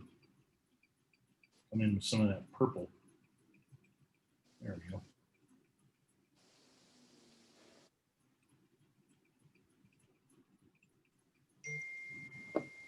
Yeah. Cool. Okay. Just yeah. So I don't want to overwork it. So I've got to make sure that I leave that alone now. It was just that weird line. And I think I want to add a little more shadow to some of this. So I'm going to bring in, I've got these little pink shadows, but I want to push those back in space a little bit, back into the cliff face. So I've got that, excuse me, I had a hiccup. I've got that royal blue quinacridone violet mix. And I'm just going to kind of bring in, let's see, actually I'm going to use that smaller brush. That was the 10. I think because this is not a very big space, I'm going to come in with that 6.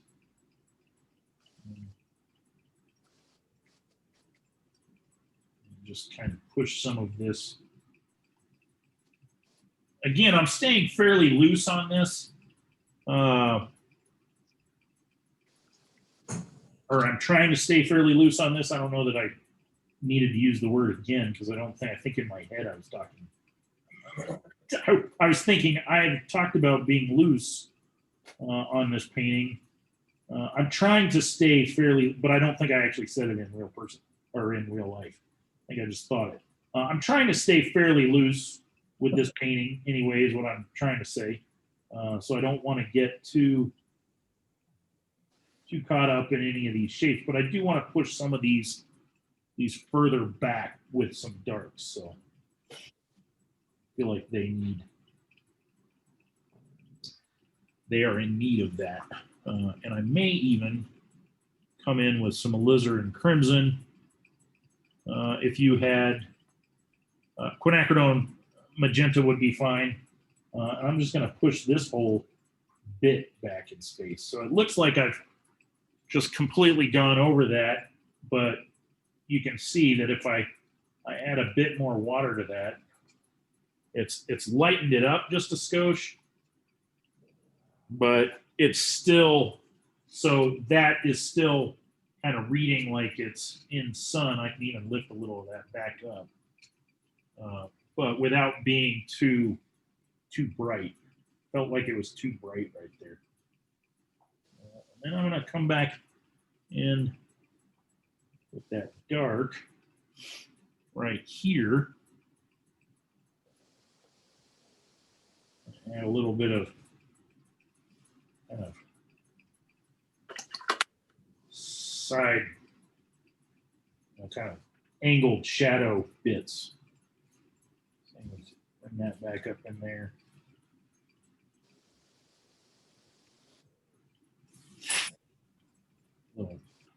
Push some of this back in space with some darker darks. And all this is that it's still that royal blue quinacridone violet mix or quinacridone magenta, whichever you want to use, or just to make a slightly darker purple. If you already have a darker purple, then you can use that. Just pushing some of this.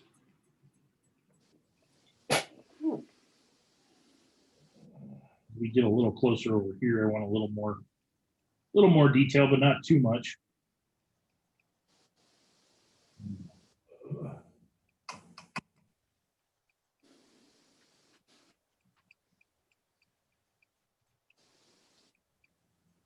really just adding a few little shadowy shapes that lend themselves to defining some of these angles and planes of surface.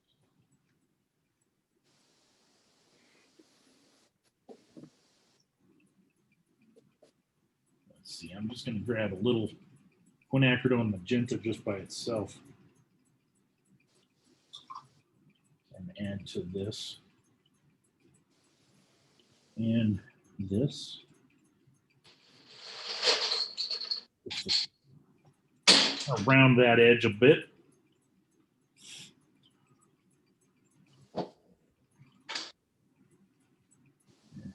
And a little bit more right over here. That feels a little much, or it felt like a little bit like it was just popping out, that little light spot right there.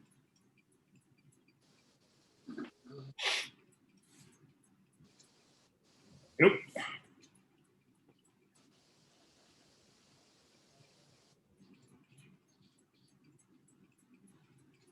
Yeah, that's not too shabby.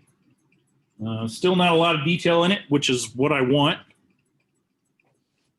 Just some general shapes. This is a weird shape. It's kind of this straight line. I want to break it up. Maybe there's a little bit coming down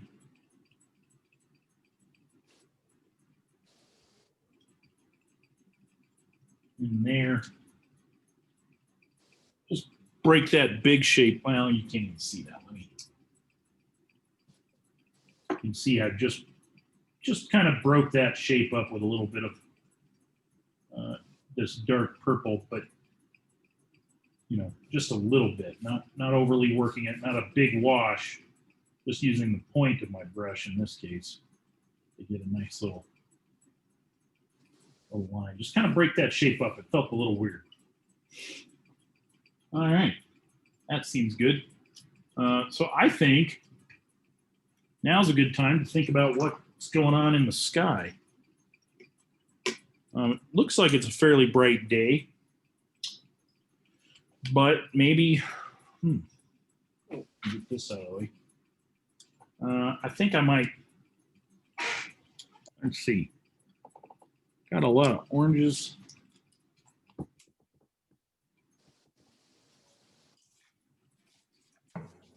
Whoa. Flip this around. I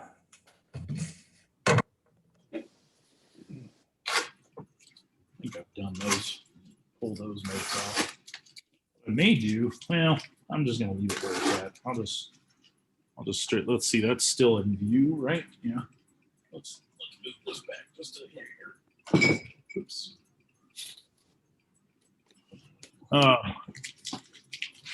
Let's stretch a little bit. So as you know, a lot of times I like to paint skies wet and wet. How do I? I'm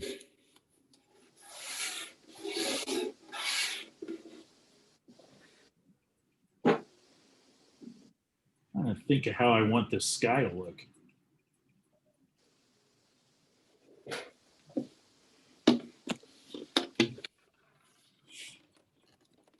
Kind of feel like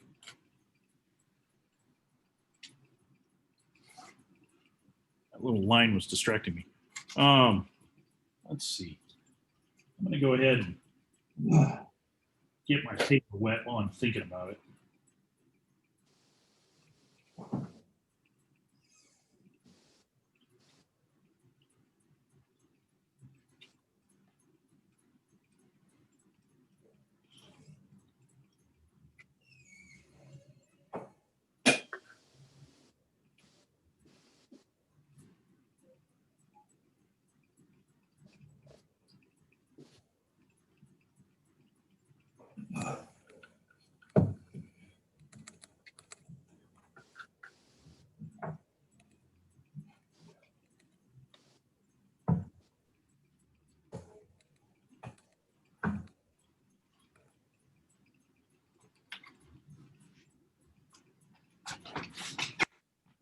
What color blue, Michael? Well, I'm trying to decide that. Trying to decide. Mhm.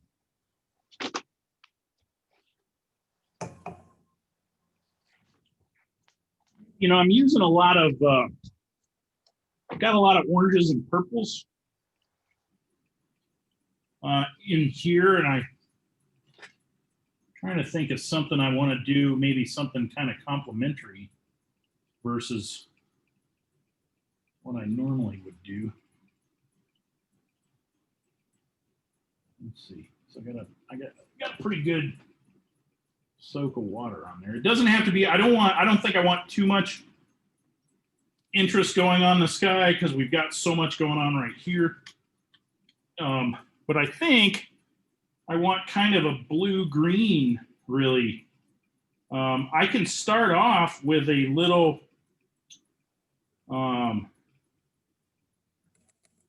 I can start off with peacock blue, but I think I need to pull some greens, you know, just to kind of balance that out because this is, you know, this is so complementary of these. Really helps that pop. I think that will help. So I am going to start with some peacock blue, but just to get a little bit of color on there. But I think eventually it's going to head a little bit towards the kind of blue-green kind of look.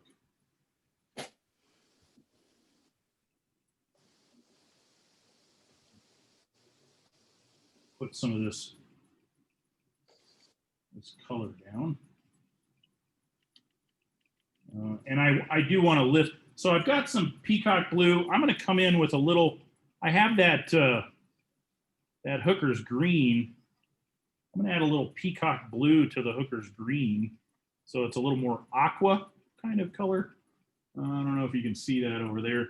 If it looks any different, probably not, but I'm going to add a little of that in here, I think. You can kind of see, maybe just to give a little bit of a different kind of complementary look. So pull that in like so. Up into there as well.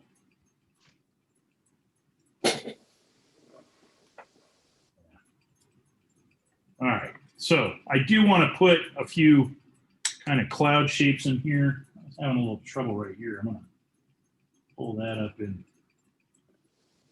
There we go.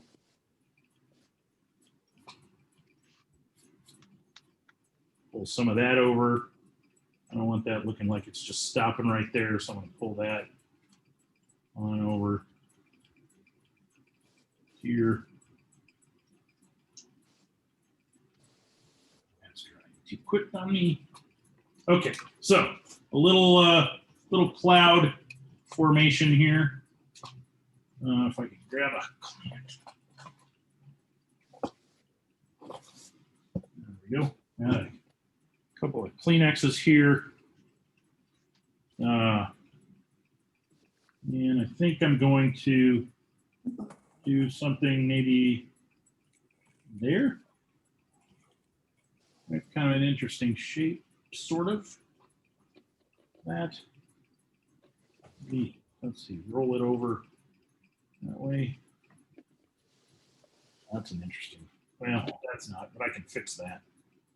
There we go. Yeah, okay. So I think at this point, let's see, I'm gonna clean this up.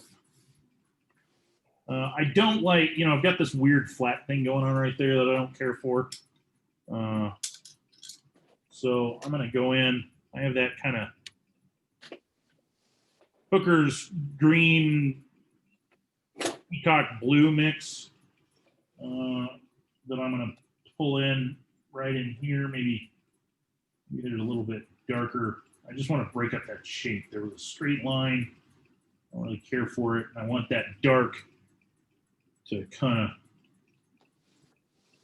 come in. I want that whole thing to kind of come up like that.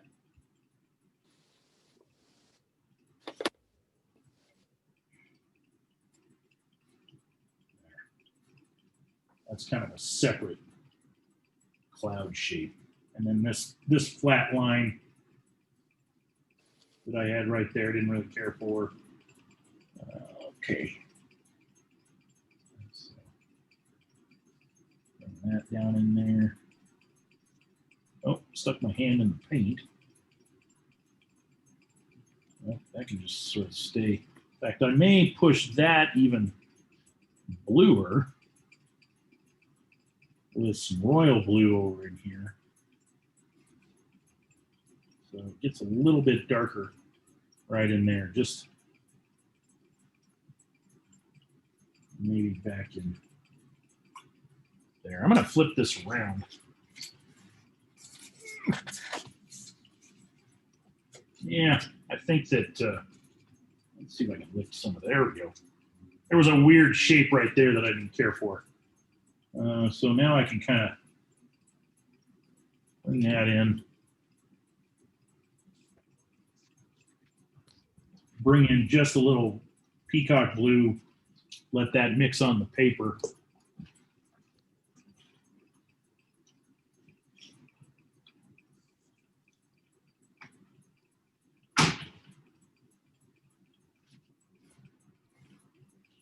So really that's just pure peacock blue that I dropped in there.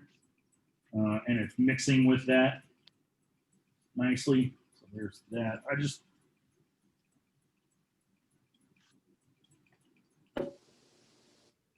and then some of those shapes, those kind of wispy cloud shapes, I can come back in, dry my brush. It's still wet, obviously, but just dry it and get some of that same kind of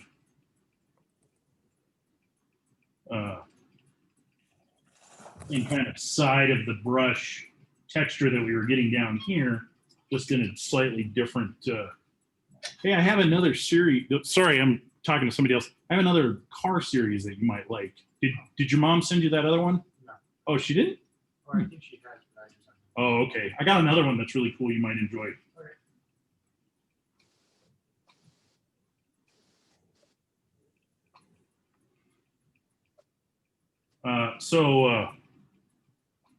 Yeah, just kind of like that.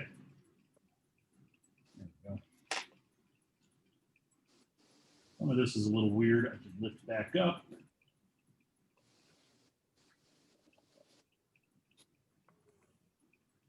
And maybe bring that dark that's coming in here, really help this contrast right in here.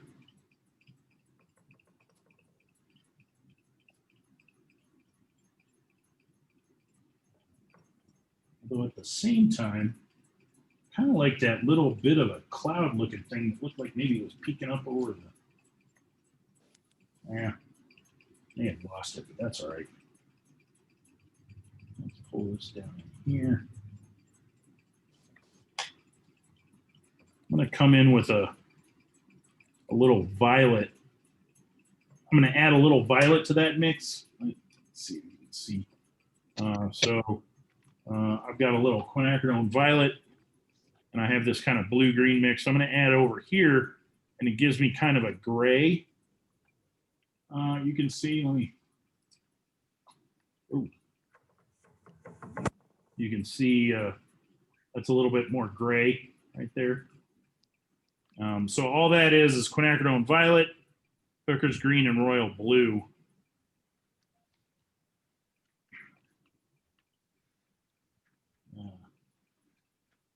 And I want a little of that kind of down in here.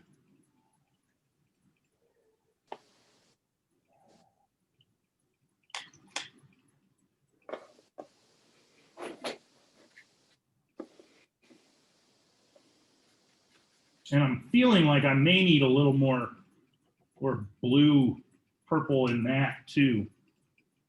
So I'm not totally happy with my background mountain. I may have to come in and add a little.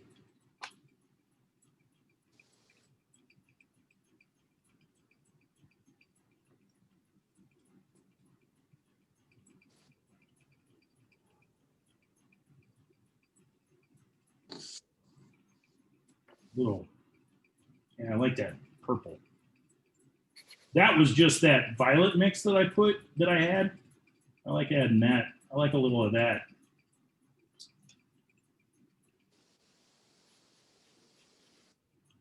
In there.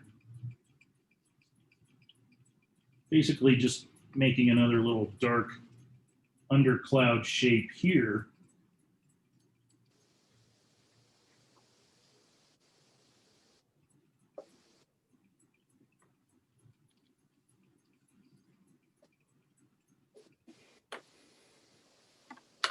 I lied. I said I wasn't going to get too dramatic with the sky. And changed my mind midway through. Let's see here. I don't like this kind of shape that I've got right there. So let's see if I can lighten that just a bit and then.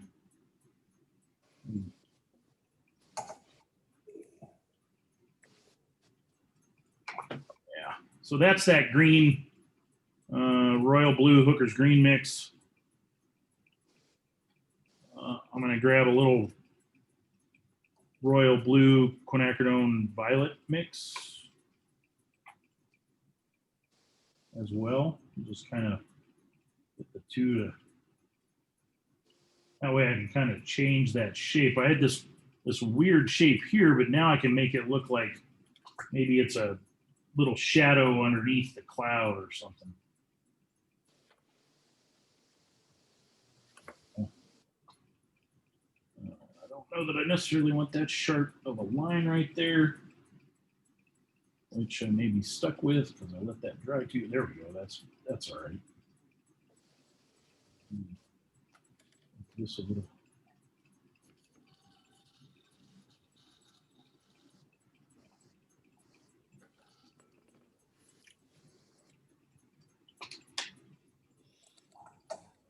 Not terrible. Let's see. I'm going to just kind of break that shape up a little bit too. Just pull in a little dark.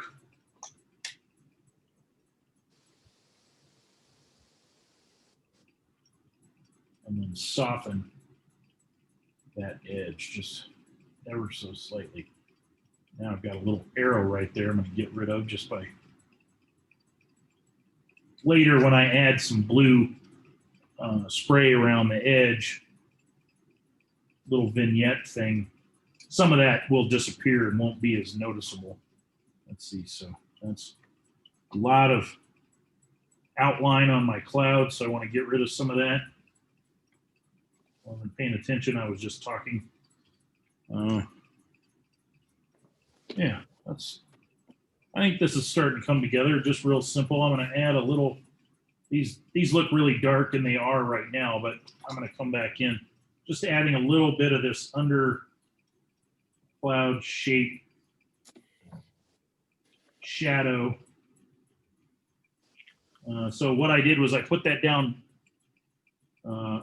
then cleaned my brush out and dried it off a little bit just to kind of help with that. Still not super crazy about that shape, so let me add just a bit more there. Yeah. So it kind of looks stormy, but not maybe not raining yet.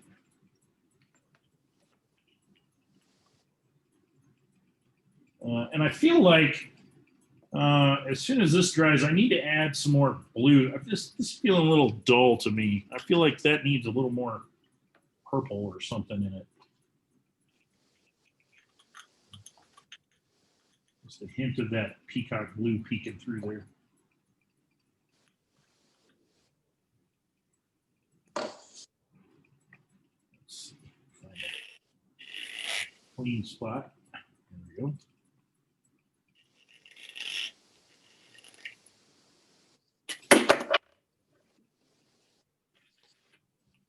Just bring, wasn't super happy with that edge.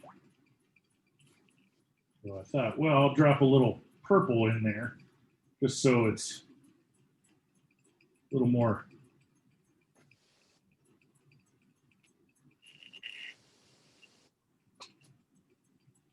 cohesive.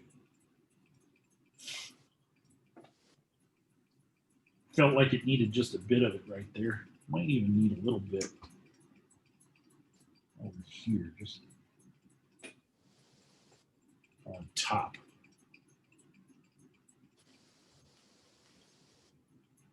Not a lot. And I'm not really adding it. It felt like it needed some cohesiveness. I'm not adding it for the sake of adding it because I had purple over here. I want purple over there. That's not really what I'm doing there. I'm just, it didn't feel cohesive enough.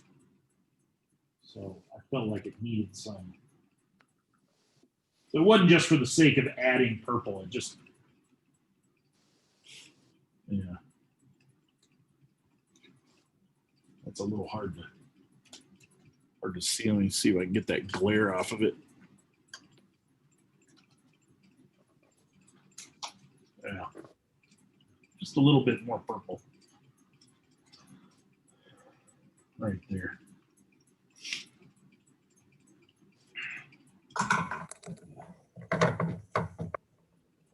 Let's see. That's pretty dry. I do feel like this needs something that's feeling fairly dead back there. I'm going to try a little peacock blue on top of that just to see what happens. If I don't like it, I can always kind of lift it up, but just to see if I can add a little bit of vibrancy to that. It just feels a little dead.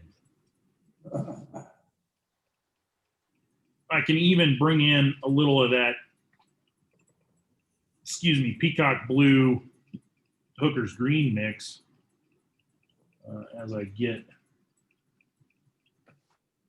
Let's see. Screwed up and got that way over there, but that's all right. Just change the shape of that. It was just feeling a little bit too dead. I'm just gonna, I don't mind that. Let's see. You can,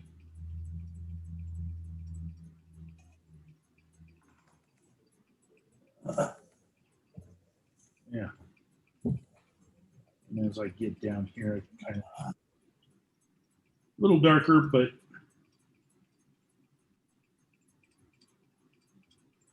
so, and all that is I have my peacock blue and I have this is actually hooker's green and royal blue over here that I just kind of pulled over into here. And I think that worked really well. A little jaggedy bit that I accidentally added there. So I'm going to do the same. Let's see, I'm going to come in with just a little peacock blue first. Brighten that vibrancy up.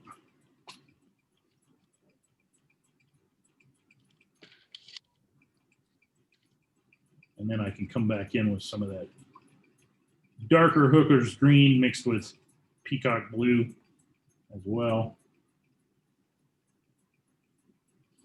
Wow, you guys are really rocking it. Hey, you're back. Yeah. Is your mom okay?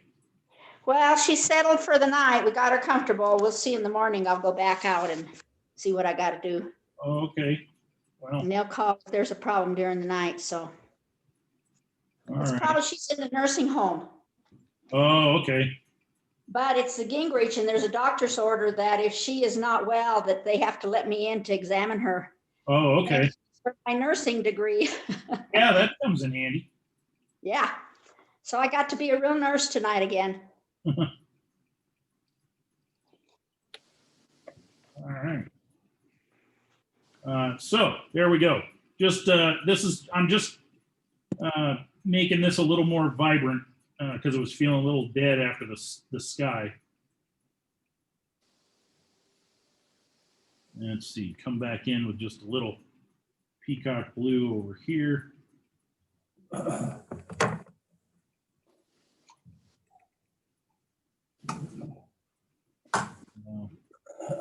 then a little peacock blue, hooker's green, royal blue mix.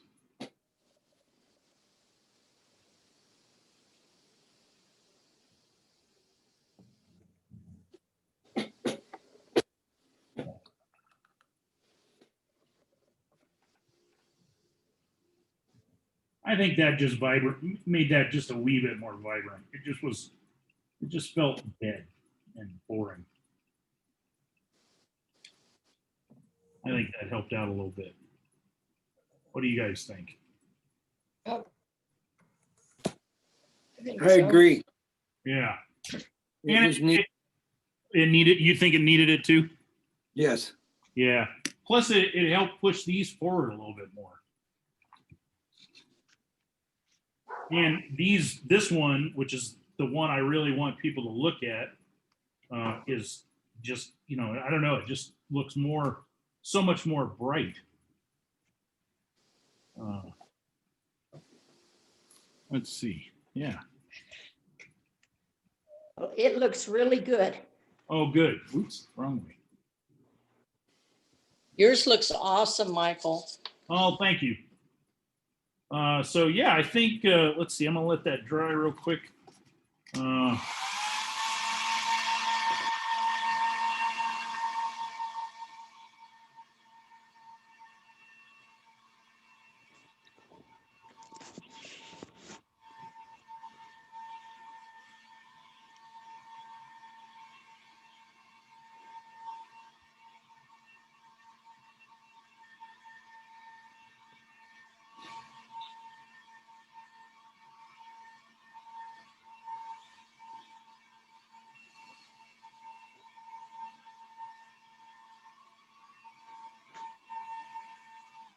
I actually like this painting compared to the last time I tried to do this very set of rocks. I think I'm going to add, let's see. I'm going to add, Michael, yeah, looks like a professional artist did it. that's a good thing. That's good. That's good. You just needed our help. That was all. That's exactly what it was. Michael, when you're done with this class, can you send a picture out so that I can get caught up? Oh yeah, for 'Cause sure. it's harder, it's easier for me to work off of your picture than it is for me to work off of the internet. Oh, okay. Yeah, for sure. Yeah.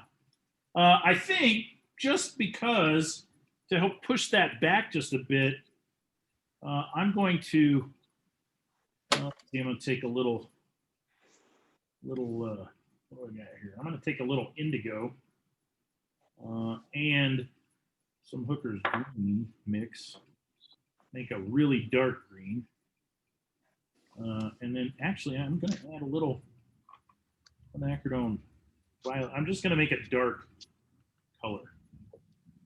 So you can see I'm making this really dark. And this is way more than I'll need for what I'm planning on doing. But I want to add some birds flying around. And I think I want one kind of off there in the distance, maybe in front of this rock to really emphasize that distance. So I have that dark, but I don't want to, I'm a little nervous about this because I don't want to mess it up. But again, it's just practice. I think it looks great, just like that.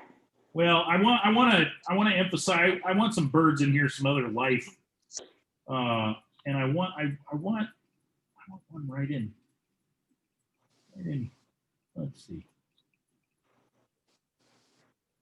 I'm going to do two others first. So I want one maybe over here. Yeah. And that's large enough that it looks like it's in front of those as well. And then I think, let's see, how do I want to angle that so that it feels like it's, I think I want it coming in, right? Let's see. Got that one. I like that placement. I think I want it angled this way.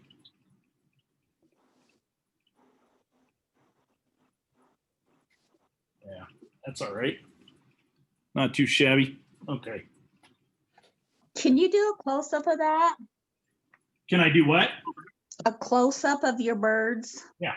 So there you can kind of see what I've got. And then I'm going to do one more. I'll do one more close up. Let's see. Maybe I want one.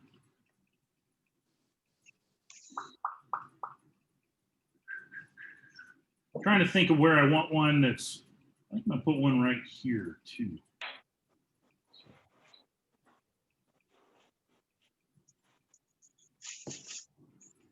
There we go. So all I'm doing to paint a bird is I start off with a really sharp point. And then as I get down towards where the body's going to be, I push down on the brush. And then I pull up again. And essentially, as I'm pulling up, you know, or as I'm pulling out, I'm also pulling up. That's not the best bird I ever painted right there on the tape. But you know, it's just, I'm going to push down lightly, then hard, and then pull back up. Or pull out and up at the same time.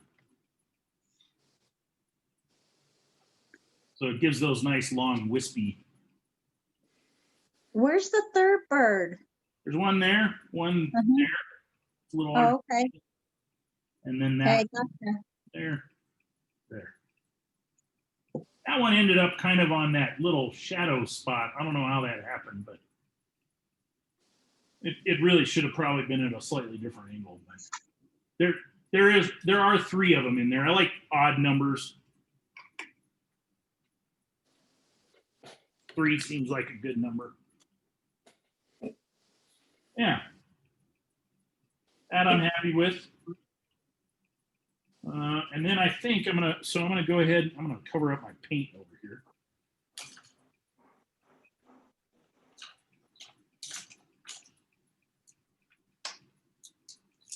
And move those out of the way. And let's see, there's that. And I want to cover up this stuff, kind of. Nature does things in odd numbers. That's right. That's right.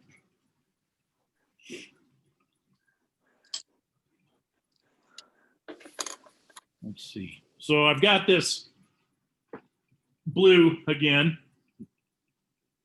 I'm going to kind of get that shaken up really good. And almost.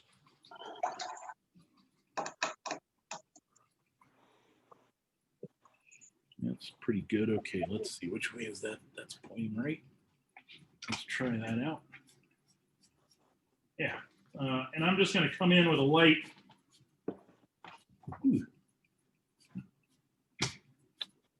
Light kind of mist around the. I don't want to get too close to that.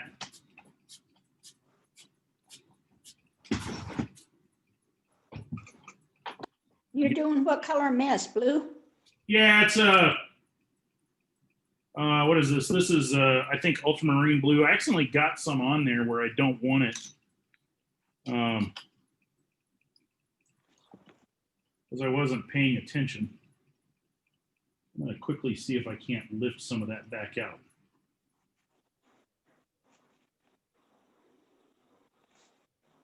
I won't be able to totally get it out, but I can lighten it just a bit so it's, there we go. Yeah, it's, what is it? I think I'm using a little, I had cobalt blue in there and there's still some of that, but I think it's a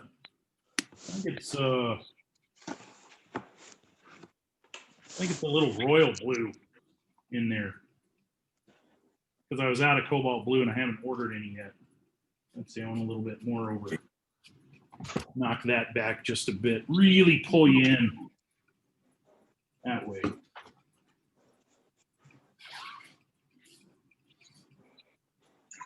You've got a big man standing behind a fence. What's that? You have a blue man standing behind a fence.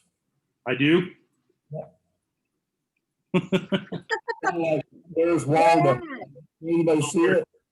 I No. can't see it. Where is he? Well, look directly below the second bluff from the left. Over here somewhere? Figure's on almost on him, right up a little bit. To your right, to your right, right there. Oh yeah, okay. That does kind of look like that. I did a painting of the alley over here by Artifacts, looking west away from Artifacts, down the alley on the north side of Main Street years ago, and it had all the little twisty, curvy, all the little swoopy power lines and stuff going through the alley. And then there's a street light back there, and there's actually a couple of them. And it, unbeknownst to me, it kind of formed a face, and I didn't see it. And my roommate, Michael Darmy, he was my roommate at the time. He said, "Oh man, he goes, well, I hesitate to even tell you this." He goes, "Because now it's all I can see." And I said, "What?" And he goes, "Well, there's a face in there." And I was like, "There's a face?" And he goes, "Yeah, I don't know if I want to point it out to you." And I was like, "Ah, go ahead and point it out to me." So he pointed out, sure enough, there was this kind of frowny face in there. Well, actually, was it frowning or was it smiling? I can't remember. Anyway, he was right. Once I saw it, I couldn't unsee it. And I was telling my dad about it, and he got such a kick out of it that anytime I showed that painting and we were at art shows or something, somebody would come by and they'd be looking at it and he'd go, "There's a face in there. Can you see it?" And so he pointed it out to people. And I think I finally sold that piece to one of the people he told that to, because they thought that was the coolest thing ever. Is Michael still working for the college? Yeah, he's still teaching up there. Did you finish your mural yet? Oh no. In fact, probably tomorrow and Thursday and Friday, I'm going to go be over there working on it. Where is it? It's behind Boone's Thai Food in English Color, right there in that back parking lot off of Broadway. Yeah, I think that's looking at this. I think that's pretty close to done. I can't. It looks fabulous. It was really a difference from when I left to now. Well, let's see. It's 8:30. Do we want to take a look at folks' work? Let me. No, not mine, Michael. I'm Okay. You gotta be fair. Let's see it. I don't like.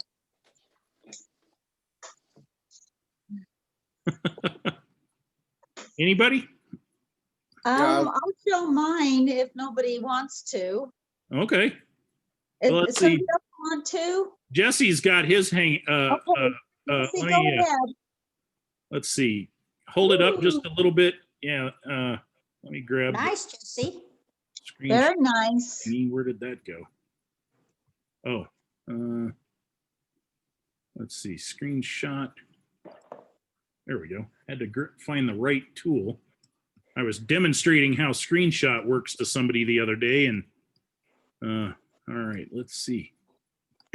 Cool. All right, got it. Let's see here. All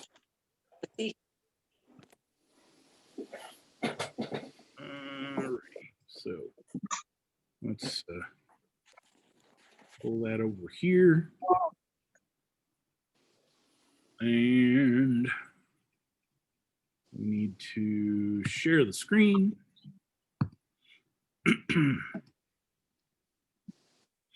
Okay. Wow. I think, Jesse, I think this is looking really sharp. Really, really sharp. Very nice. Yeah. Thank you. This little line here that's going along, Yes. that edge, I might soften that, or at least parts of it, just a wee bit. Okay. It's wanting to fight again, you know, whether it's part of this or part of the trees. So, whichever it is, I would just soften it, and then it'll just sort of blend. You don't have to soften all of it because I like some of that, but maybe like right in here in that area, you know, maybe right here, soften that a little bit. Okay. And maybe, you know, I don't know, just soften a little, you know, some little spots in it, and I think that'll go. But really, I love the shapes you've got. The light on this rock formation is really cool. Same with here. I might put a darker wash over all of this, just like push it back, not as dark as this stuff, but just to because it's so bright and this is so interesting. I might just put a light magenta, you know, like take a thin watery wash of something just to knock that back a little bit, because you've got so much interest going on right here. But I really like it. I think it's looking fantastic. Thanks. Yeah. I think that's all I would do. Just kind of get rid of this, you know, soften that kind of thick line that's going on there. You know, don't worry about the stuff right under it, just that dark bit. Okay. And then knock this back just a wee bit with you know, like some permanent magenta or alizarin crimson, whatever, you know, whatever kind of, not quite this dark, a little lighter than that area. Okay. Just so it's not quite as bright. Other than that, man, I just looks phenomenal. I like it. Great job. Thanks. Oh, you're welcome. Yeah. Anybody else? Well, I'm a long ways from where you guys are, but I did work on it a little bit. Oh yeah. So let me see where the camera's at. Start video. Okay, oops. Let's see. You tell me when I'm on the right on here. Wait, let me spotlight you real quick. There we go. And let me open up the right. Oh, you had it right over to your left a little bit. Yeah, there you go. Shall I Perfect. turn it sideways? No, that'll work. Right there is fine. Okay. It's slightly crooked, but that's okay. I have a lot to do, but Yeah, no, but it's looking really nice. I got it, so you can okay. stop trying to. I know that's hard to do when you're trying to, particularly if you only have the one screen. Let's share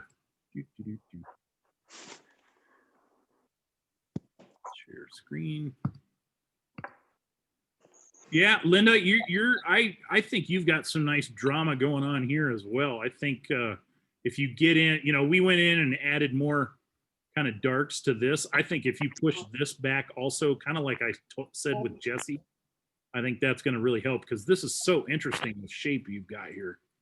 Yeah. And then Well, I tried to a little after I saw the picture you sent this afternoon before class, but I'm quite a ways behind you guys now. Well, that's okay. I think, I think I mean, really, this is so interesting what you've got going on right here. I think that's going to be a nice, you know, we went in and we sharpened up a little bit of this shadow here, because this side of this rock is a little, you know, there's this kind of sharper shadow line that goes down there. You can do a little of that, but not a lot. But then if you end up going over some of this, like some of it, like here, this whole area, let me, I'm just gonna,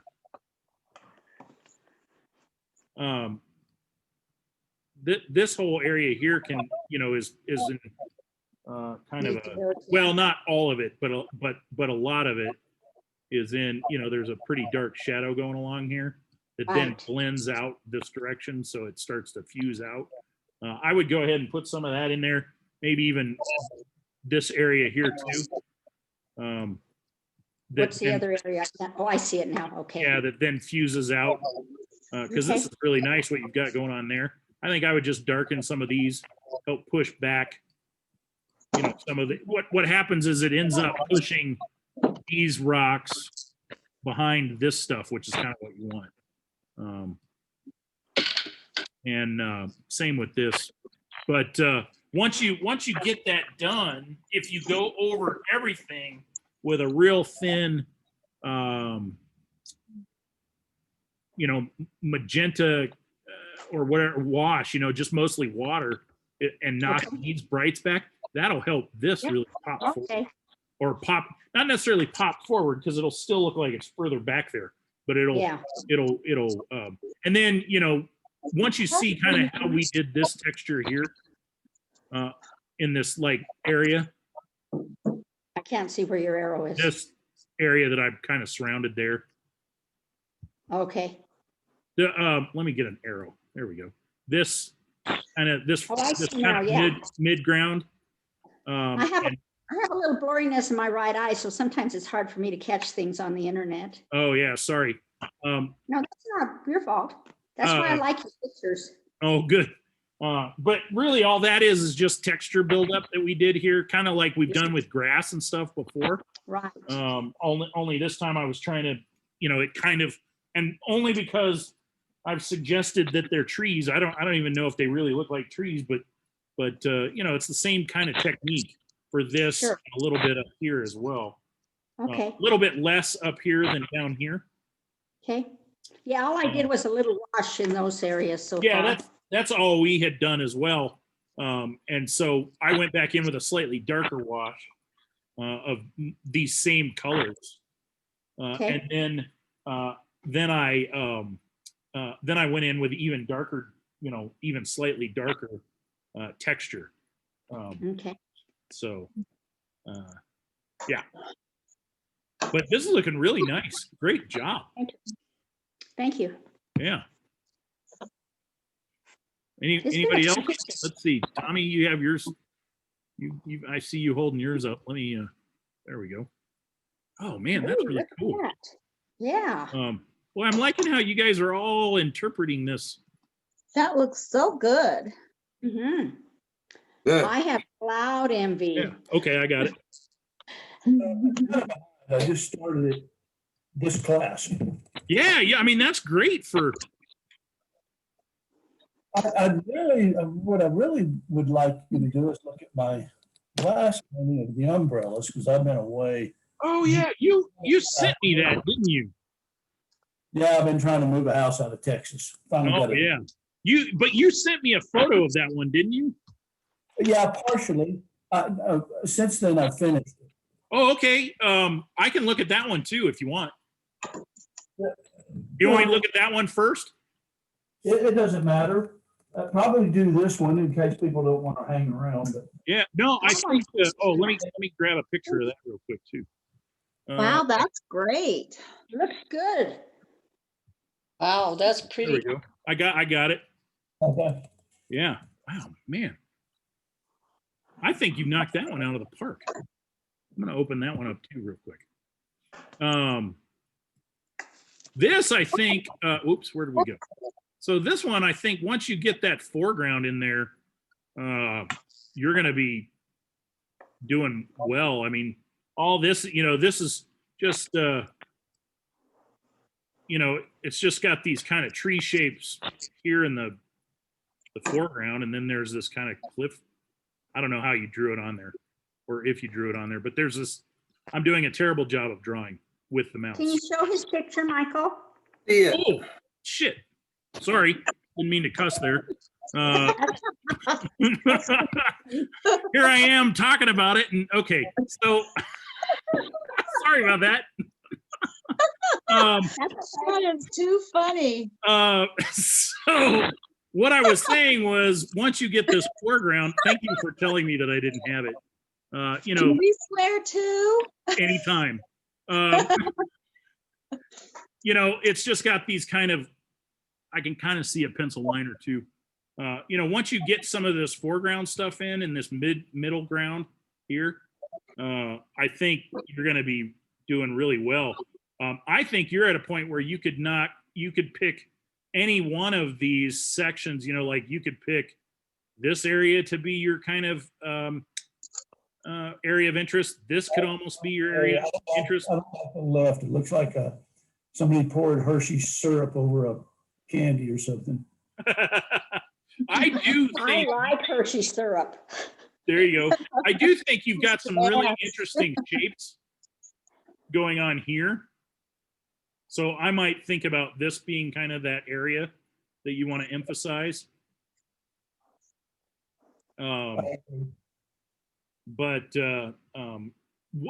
Whichever one you pick, you could go back over again, like kind of like I was talking about, put a little bit of a wash to kind of push people's you know, this direction. Same with that, you know, this kind of other cliff thing that's going on down here, however that is. Okay. I'm doing a terrible job of drawing with my mouse, but You know, yeah. In fact, what I might do, because this is kind of an you know, kind of a weird. I mean, I realize that this is at an angle because I think I took it when you had it kind of angled a little. But what I might do is actually bring these bushes on up in front of that. okay. These are pretty dark blues and greens, so you could do that pretty easily, I think. Even if you lift some of that back out, I think that would just be kind of an interesting, it'd help push these back in space. Okay. But yeah, no, this is looking really nice. Let's look at that other one too. Man, yeah. That's cool. Yeah. So I think the only thing I'm thinking is I would make, let's see. I do kind of like how I had a thought, and then I actually like how this edge goes away. Like I really like how you lose that edge. You know it's there because you pick it back up right here. But it just kind of blends into that background. I really like how you get that kind of gets lost. And then it comes back and it forms this little shape right here. I think the only thing I would look at is you've got this shadow kind of coming across this gate here. And it should also probably... it's too much 2D. Well, yeah, a little bit. But it, you know, this whole sort of bit of the fence there, where it kind of comes in and meets this wall back here, this whole thing should be in shadow as well. Okay. And then I would darken up this shadow. Oops, that's a terrible line. I would darken this shadow up, and then that, you know, bit. So it's going to kind of jigger a little bit. Okay. But all of this should be fairly dark as well. You know, this whole shadow should kind of come in. And then you can go back in and just add a few little, you don't need a lot because this is not that important, that gate back there. But this is drawing my eye, this whole thing. So I think if you, let me just, let's see if that'll work. If you just knock it, well, that's not really doing what I want, but see how by just adding a little bit of that over the top of it, it's there. I know it's lighter, you know, it's the stucco, but it's in shadow. Same with this little bit here. Just kind of pull your eye back into here, and then it gets caught here, comes back around, and sort of back up and around and into this little spot, and then I pick that back up. I might make these shadows back here a little bit darker. Okay. But I don't know. They're not too bad. I like a lot of contrast, but you have some good contrast with your windows. Let's see. There's a bit of a, let me downsize this. I was hung up on my umbrella post. Really? I Okay, well, all right. Yeah, I mean, thick. they are pretty thick, but that's all right. I don't think they, you know what you could do? And that one, I got it right down that same line with the window, and I didn't really want to do that. Oh yeah, that happens to the best of us. I've done that same thing, and I'm like, oh, I just lined that right up perfect. Yeah, that happens. It's annoying. But you know, there's not. What I would do is I might lift a little bit. Let me switch to a lighter color. What I might do is come in here and just widen this window a little bit by lifting. Am I getting that to work? Apparently not. No, that's the problem area right there. Yeah, what I'm thinking, why is that not? Oh, probably the stupid. There we go. I didn't have the right tool. No, I had the right tool. What? That mode darken. Where's normal? That's what I want. There we go. What I would do, there we go. I would just lift a little bit and make this little window pane just a wee bit bigger. Whoops. I'm not very good at lifting. I agree with. I mean, honestly, the fact that it's a little wide doesn't bother me too much. I think it looks nice. I think what I would do is, in fact, screw that. Sorry. What I would do is I think I would just just not this dark, not as dark as this bit of the umbrella here. Take, let's see, maybe like this mauve-y, purpley, magenta color that you've got there. Do a little bit of a wash right up to the edge of your pole, just to sharpen that edge up. So do a light wash over this whole shadow. And then because you don't want it to just stop right here, like this whole, do a wash of that there, pull it over here and do a little more shadow here. Okay. And probably maybe just a hint more here. Just sharpen that shadow up, that shadow line just a wee bit. Not a lot, just even just what you got going on here, and then just blend it into this. Don't worry about doing all of this.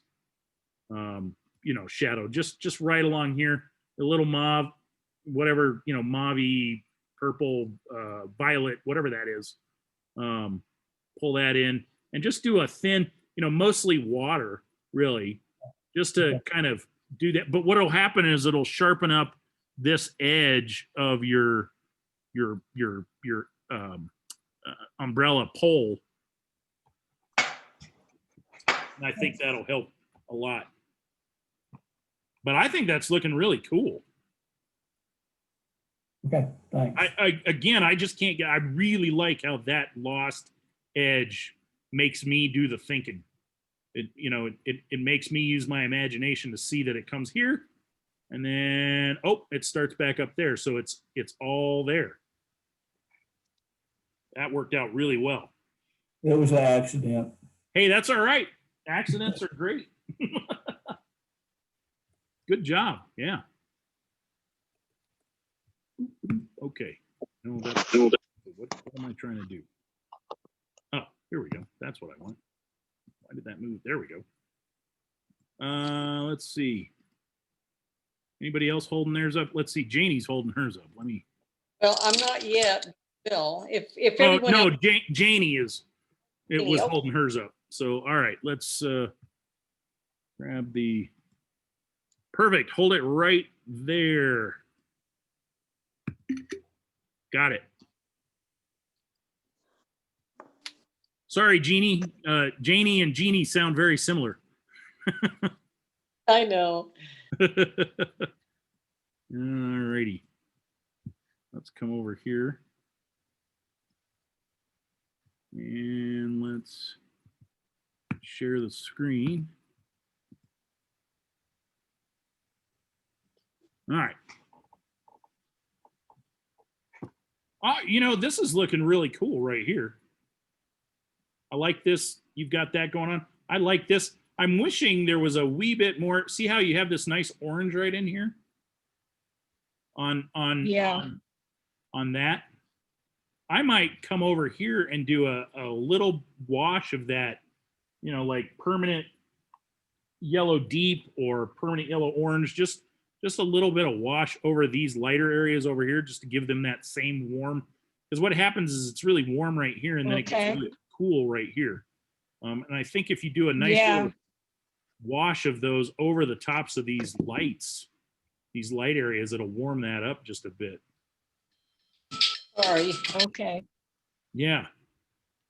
But this is looking really nice.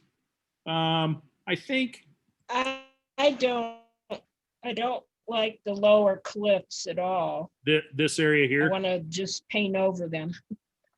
Well, you know I don't what see you where could you're do?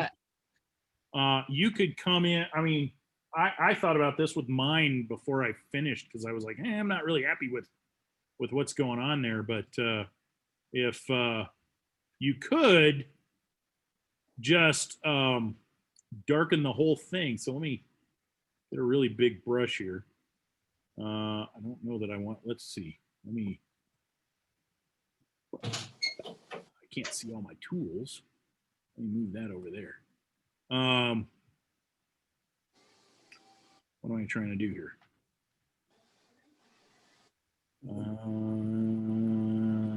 Brain fart. Sorry.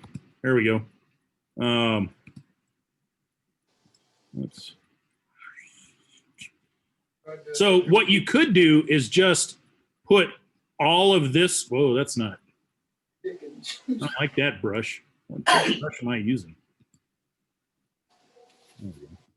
You could paint all of this over with a dark color. Just a nice. It'll just push everything back in shadow. It's really hard to demonstrate this on a computer. Let me. No, but I could get. You kind of your get what I'm point. saying. That I can't find the right kind of Yes. brush. What am I looking for? General brushes. There we go. Soft round. Soft round. Yeah, there we go. That's better. Yeah. See, this is not necessarily this purple either. I mean, I might actually Right. maybe this kind of interesting blue green that you've got over there would be what I would do. You know, just kind of push that back and really simplify that. That looks good. You know, just by pushing that back a little bit. And then I think if you warm this up really nicely with some of these oranges, that'll really pop. Because you've got this really nice dark right over here that it's up against. So great contrast. Right. What I might think about doing too is a little bit of, I'm just going to use white, but, and I'm going to go, I might think about doing a little bit of lifting because you've got just this straight edge and then your trees come up and sort of stop there as well. So I might actually do a little lifting and bring your trees up into there, kind of. You know what I mean? Like lift some of this area out and make that, you know, kind of tree shaped. Okay. I mean, that way it's just not a straight line. Then you kind of got this kind of swoopy thing that kind of brings you around. Right. I mean, you know, it kind of brings you down and around and over. Once you get this kind of dark in over here, that can be, let me get rid of, whoa, that's too big. Did not know that the eraser would get that. Let me just erase some of that. That's not really a great, whoa.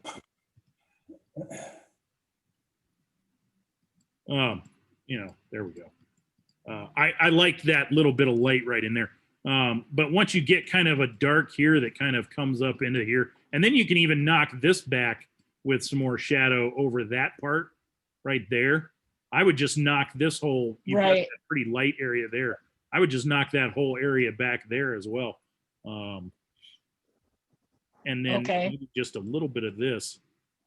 But yeah. Yeah, I think if you just do a little lifting here and turn that whole area into, it shouldn't be too hard because that's a pretty good dark color. And I think you can just blend that in. I think that'll make a Right. nice, interesting kind of circle to bring, kind of bring people in and then back it around. And yeah.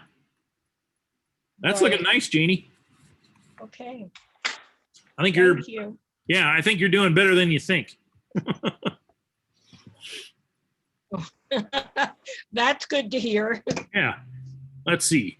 Well, Jeannie's it looks Jeannie's holding very hers different. up. What's that? Ooh, look I at said that. it looks very different than on the screen. Oh, that's beautiful, Jeannie. Yeah. Okay. So I've got, yeah. So pull it back away from just a wee bit, a little bit more. And then over to your right, push the painting. No, the other way. Sorry. The other right or your left. Let's see. You're holding your phone, right? Not the painting. Yeah. There you go. Ooh, perfect. Hold it right there. Got it. Oh man, that is looking spectacular. Yeah, I got it. So you can, let's see here.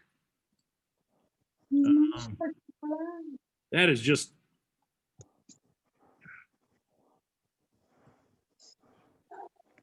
looking really nice.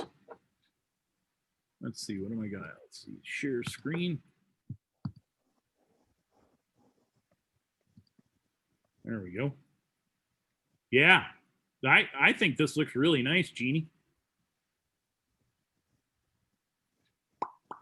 Let's see.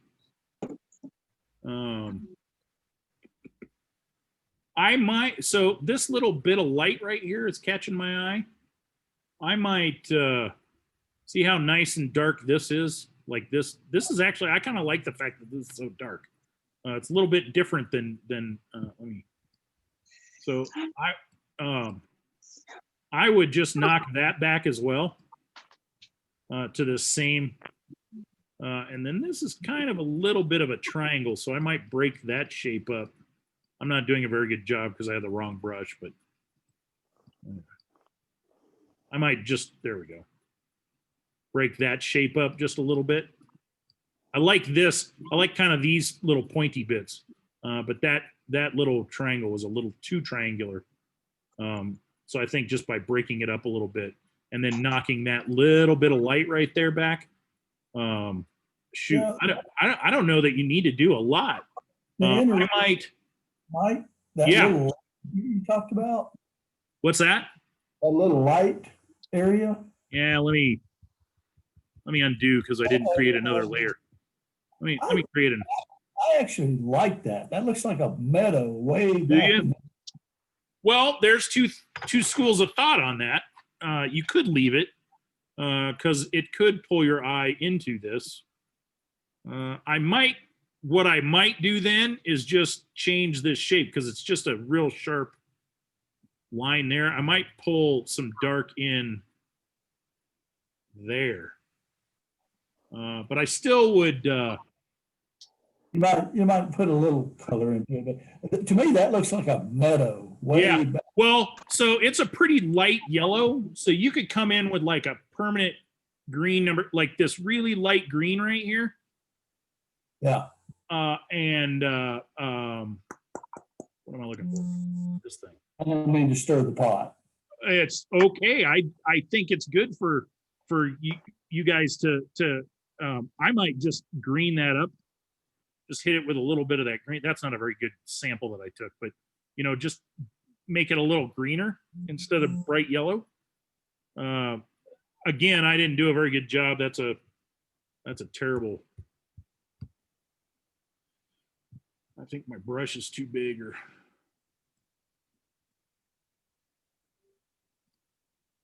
there we go. Almost the green of this tape. Your tape over here is actually a really nice green. This kind of meadowy green.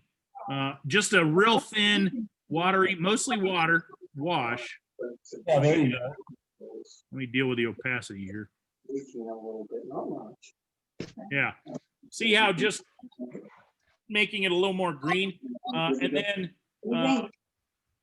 and what I would do is, again, I think I would change this shape up a little bit. Let me. I think I need a clock in here.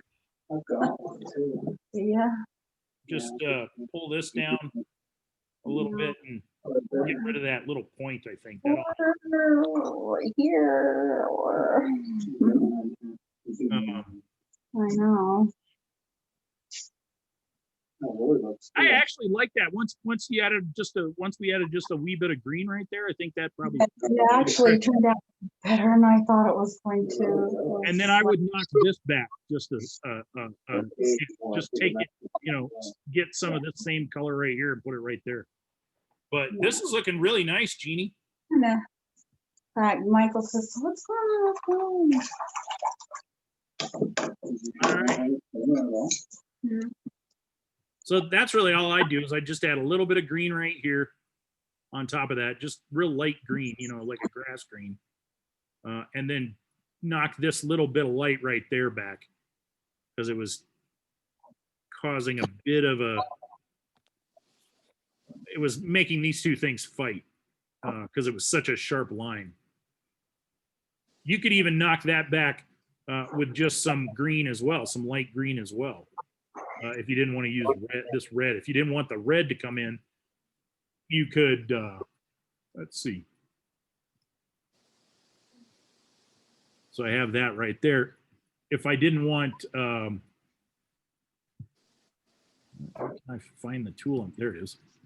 I could, I could just hit that with a little bit of I think it's just a wee bit too bright.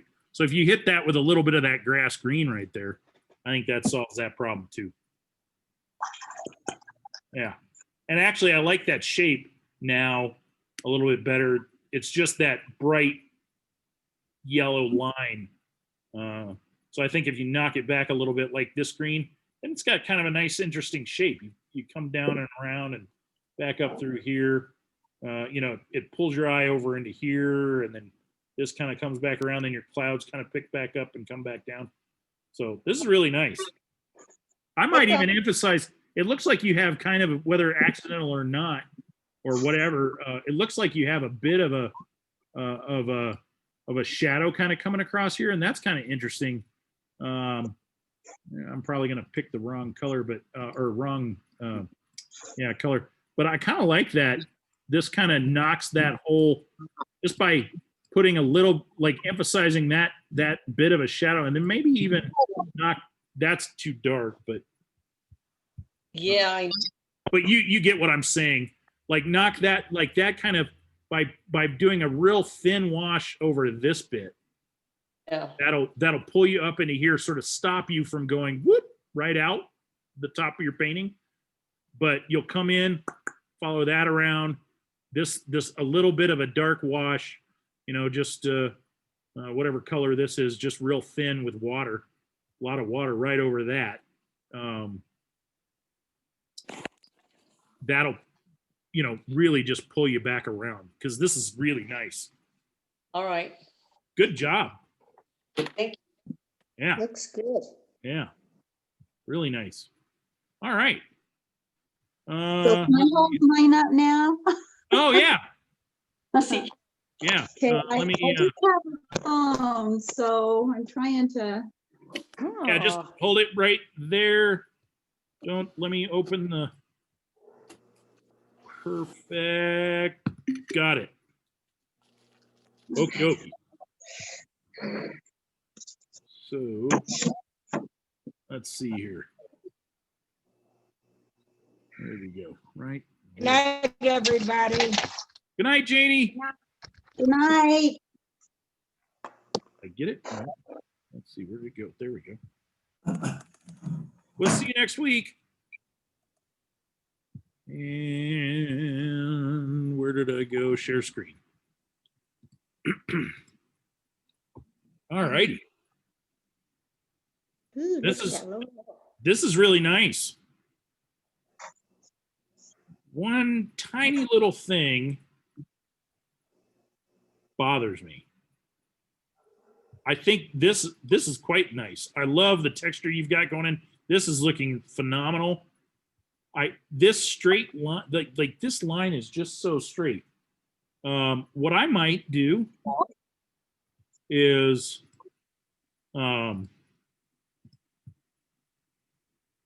Put more blue in there well, to, what I might do is take this blue that you've got here and well, that's way too big. And redo this just a bit, like pull it in almost to there okay, and then down, just so you get kind of a, yeah, see how that just sort of steps down and makes a slightly more interesting shape. And then Yes. you can deal with your clouds and your sky and whatever as well. But that just steps, it makes that's just a slightly more interesting shape. I agree. Well, I didn't like it, but I, didn't know really what to do with it. Yeah, no, I think overall this is looking really nice. Mhm. What I might do now is kind of like everybody else. I might, because this is so interesting,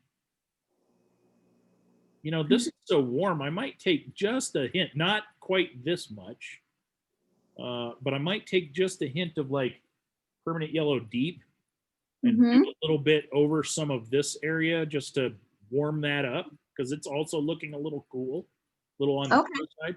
Just in Mhm. some of these light areas. And if you Okay. overlap, it's okay. I mean, you can get it over everything, but just kind of warm that section up. Okay. And then I would same here. I would over here. I would take like these kind of rusts. Quinacridone magenta or quinacridone violet, whatever, permanent magenta, whatever this is. And I might what am I looking for this? I might do kind of a nice thin. This is terrible, but actually it's because it's at 100% opacity. That's just, there we go. Oh, not quite enough. I might just knock that just a little bit back. Mhm. That's still probably a little too much, but if you knock that back, it then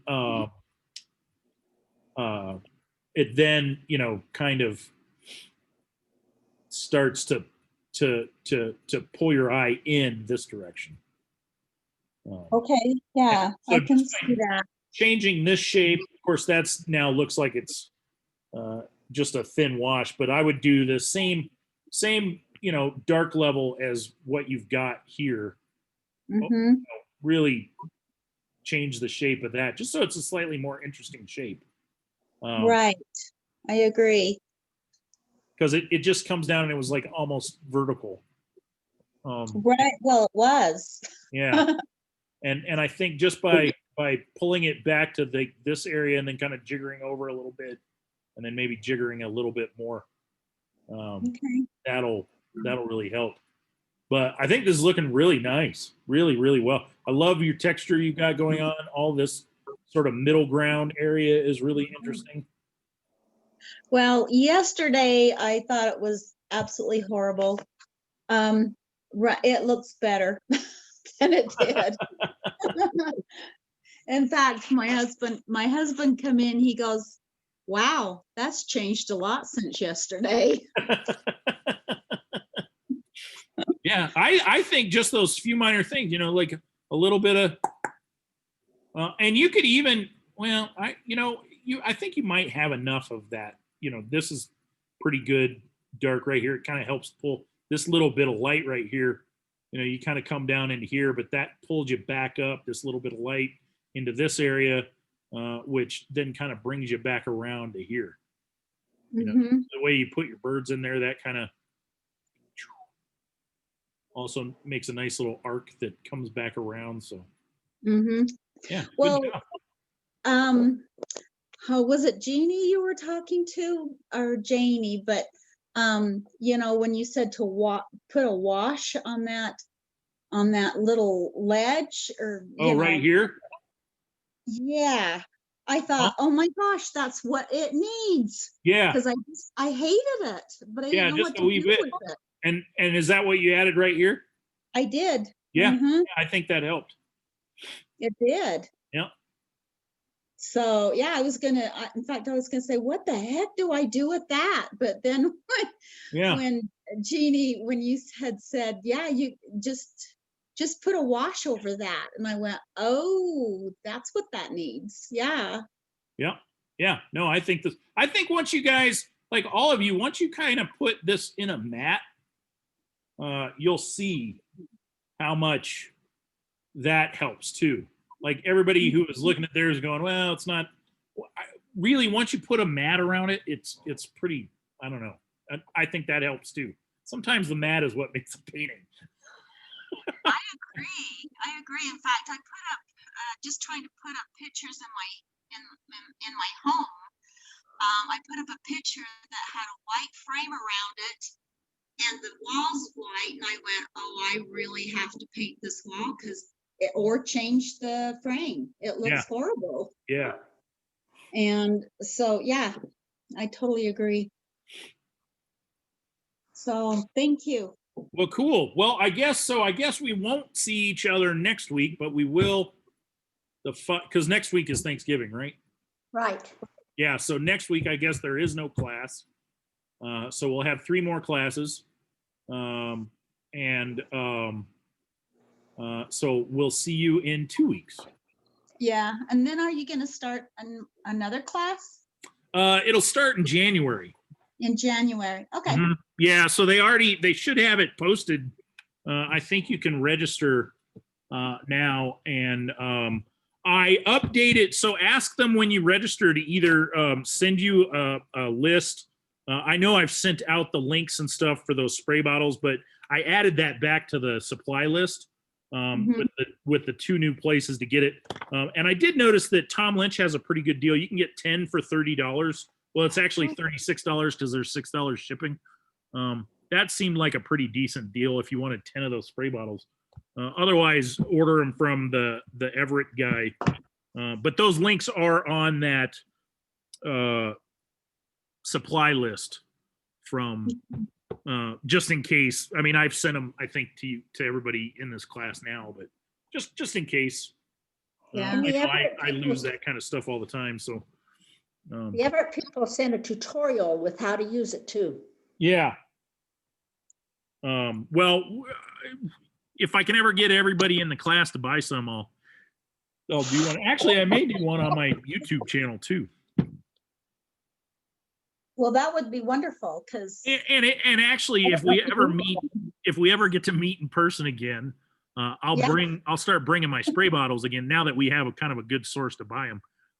And then you guys can try them out without buying them to see if you like the technique. That's really what I like is about meeting in person is I can, you guys can try out a tool that I have and see if you like it. And if you do, then you can go buy your own. And if you don't, you can go, well, don't like that, so I won't be using it. So. Yeah. Are you gonna Sounds keep good. your photo class, the Photoshop class Oh, in the spring or next semester? yeah. Oh, you're gonna take it? Is it going to be online too? I don't know if it's gonna be online or kind of a. They keep talking about a hybrid class where but I kind of. I may do it all online. It's just so hard to do it. I think the reason they want to do it a hybrid is so people who don't have internet access or have Photoshop necessarily on their personal computer, although any student can borrow a laptop from they can check out laptops from the college. But I think it was to make sure everybody has lab time. The problem with the hybrid thing is you can only do one lesson a week, because you do, if it's a Monday, Wednesday class, half the class will meet on Monday and half the class will meet on Wednesday. And so it's a weird thing. I was talking to Michael Dermody about it, because that's one of his classes is a hybrid class. So he can only, meet with half of them. So he only does, whereas normally when I teach it, I do two, I'll do a chapter one day and then another chapter the next day. So I'll just have to see, but it wouldn't be hard to do both, where even if you couldn't, if somebody didn't want to come into campus, where you could log in on Zoom and I could share my screen with you. So it wouldn't be hard to do that. Because I think they have Zoom installed on all the computers now up at the college, just to be safe. And then I just log in with my Zoom account, which I'll have to remember. Because it's saved on my laptop and on my phone. I'm like, All right. Well, everybody have a happy Thanksgiving. Yeah, you too. Yes, and you too. Thank you so much. We'll You're see you welcome. next Yeah, have a time. great week. Thank Or a you. couple weeks. And Micah, Bye. if you could post that picture soon, then I can work on it when we're off. Yeah, I'm going to take Thank the you. picture now and I'll email it. Appreciate it. Sure thing. Have a good Thanksgiving. Bye-bye. You too. Bye. In 2 weeks. Bye. Yeah, a couple weeks.